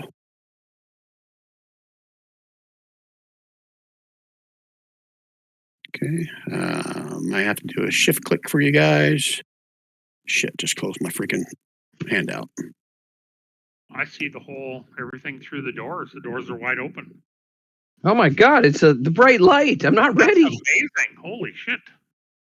You guys are making me so freaking nervous. I'm double checking on my other screen. Oh, there's the control panel. Perfect. That'll be easy. Yeah, okay. Cut the red wire. Cut the red wire. Cut the red wire. All right, so there's the double doors that you're assuming leads right to the Nexus. These are the double doors of Dumbledore.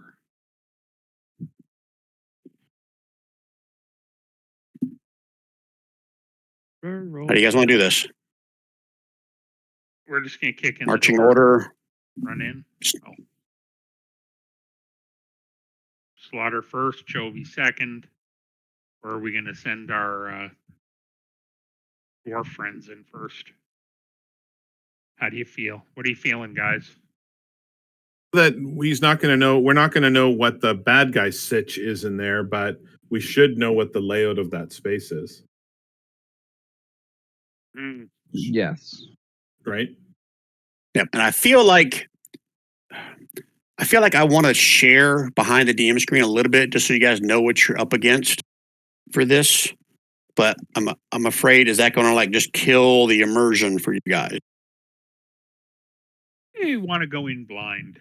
What are we immersed in, truthfully? I mean, there's a mechanical, not a mechanical. There's a methodical way that you got to go through this. So here, I'll do it like this. Khalad, based on his research he did or was told, instructed before he got here, knows that the Nexus room consists of one large, basically drill in the center of the room. And there are a series of, what's the word we're looking for? Like stairs that go all around the perimeter of this room, kind of like a silo that lead up to the top. And the top is where the control panel is. Now, all the other tunnels like a spiral staircase you're talking about? Yeah, but it's a large room. We're talking like, probably 100 foot in diameter. And there's a staircase that kind of snakes around the outside of it in a circle to reach the very top of where the control panel is. Is there that make sense? Down? Is there a slide down? There is a straight, no elevator needed jump down. Fire pole. Gravity assist. Fire pole. But I love gravity assist.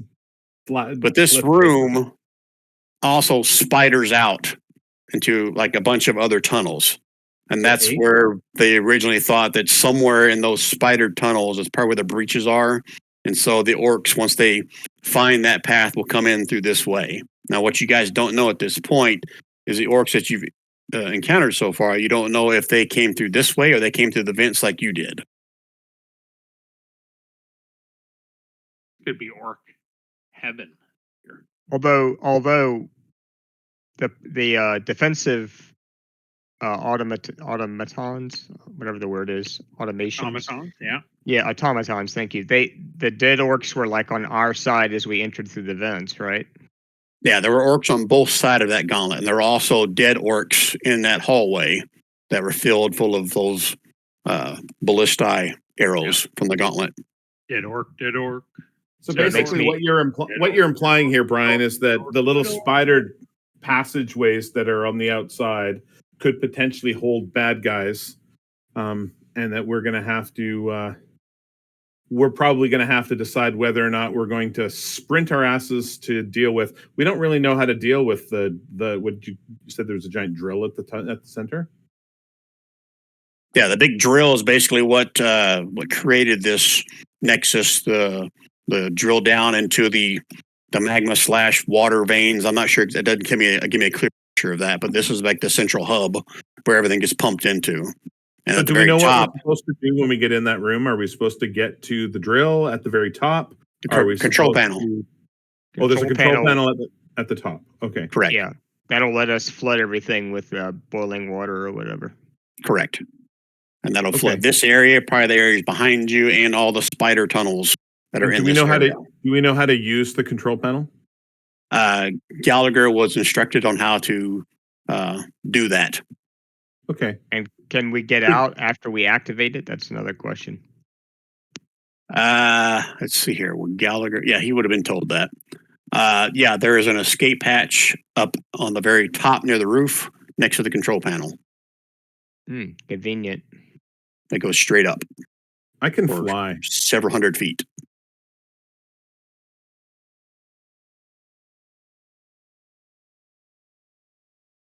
But the thought is, as soon as we enter this room and try to get up to the control panel, monsters will appear from these side tunnels. Is that what you were Well, saying? because you've got to run up the outside edges of this Yeah. silo to get up to the control panel, unless, of course, you have a flying speed, and then you don't have to run up anything. But you have no knowledge of how to use the control panel, and you're not a dwarf, which might be important, perhaps. You're not a dwarf. Oh wait, you are. Yes, I am. I'm Kalad, the dwarf.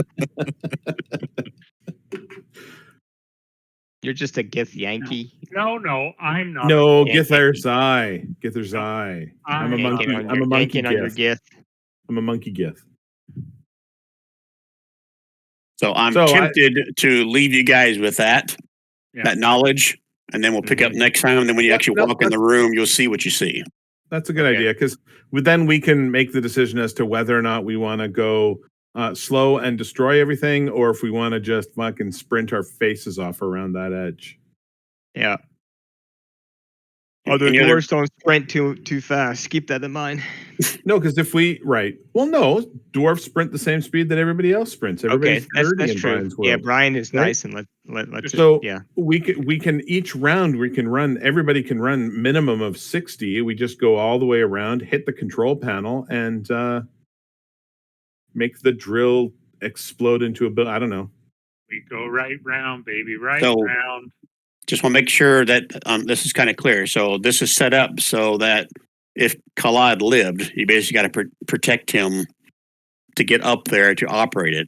If you don't There have you go. Khalad, then you're going to struggle trying to figure out how to operate this thing. So You got while that. Keep we're- Kalad alive. Not Hold Khalad, on, Gallagher. hold on. Sorry, I keep saying Khalad. I meant Gallagher. No, you meant Hold Kalad. on. Screw Gallagher. Hold on. Chovy's, while we're off actually not playing, Chovy is going to talk to Gallagher and learn how to get taught how to run the control panel. So we have two. And we're going to teach everybody so we all know how to run it. I thought that I could do that. I could just fly up there and hit the Yeah. switches. But isn't that where the escape hatch is that we want to get out? We all have to go up there eventually. Yeah. Well, dead or alive. Fucker. So, yeah, I'm not trying to be Captain Obvious to give shit away, but if someone goes up there and then just opens up the valves, whoever's on the bottom is going to get cooked. Thanks, Ain't Captain gonna Obvious. make I it. totally knew that. That was part of Okay. the plan. Gonna make it. Including like your comrades. Oh, I have all my hit, Whatever. He I have knew all that. my hit points back on this screen. That's nice. Well, I'll fix that. I'll kill you Um, now. And your little dog too. That's right. All right, leave Kala- us here, Brian, and we'll Yeah. pick it up next game. I agree. Okay, we Agreed. shall do. So yeah, so just a little behind the DM screen, since you guys didn't go door quarters. I mean, that was something that I added as a little wrinkle. I mean, originally the original module just had more orcs in there. I'm like, okay, that's freaking boring. So I said, oh, what about these valves? What if they turn on this valve and it And it floods over there? That'd be interesting. But We it ended up made being, orc soup. We made orc soup. I didn't say that I kept orcs in there. You did. Dwarf, a little. It's orc soup with some chopped up dwarf bits. Oh yeah. Maybe that's So- where what Jenny's The head is. dwarf bits hold the flavor of the broth really well, actually. Yeah. Right. All right, guys. So that's what we'll call it. Wayne, Kev, thanks for joining us tonight. Appreciate it. We'll no play Scales of War again in 2 weeks. So if we're short again, I'll definitely reach out to you guys. But as always, it's fun playing with you guys. Appreciate it. We're short. We're pretty short right now for next week's Into the Abyss game. There's only 2 people that say yes. Me too. I thought it was 3. But regardless. Last I looked, there was only 2.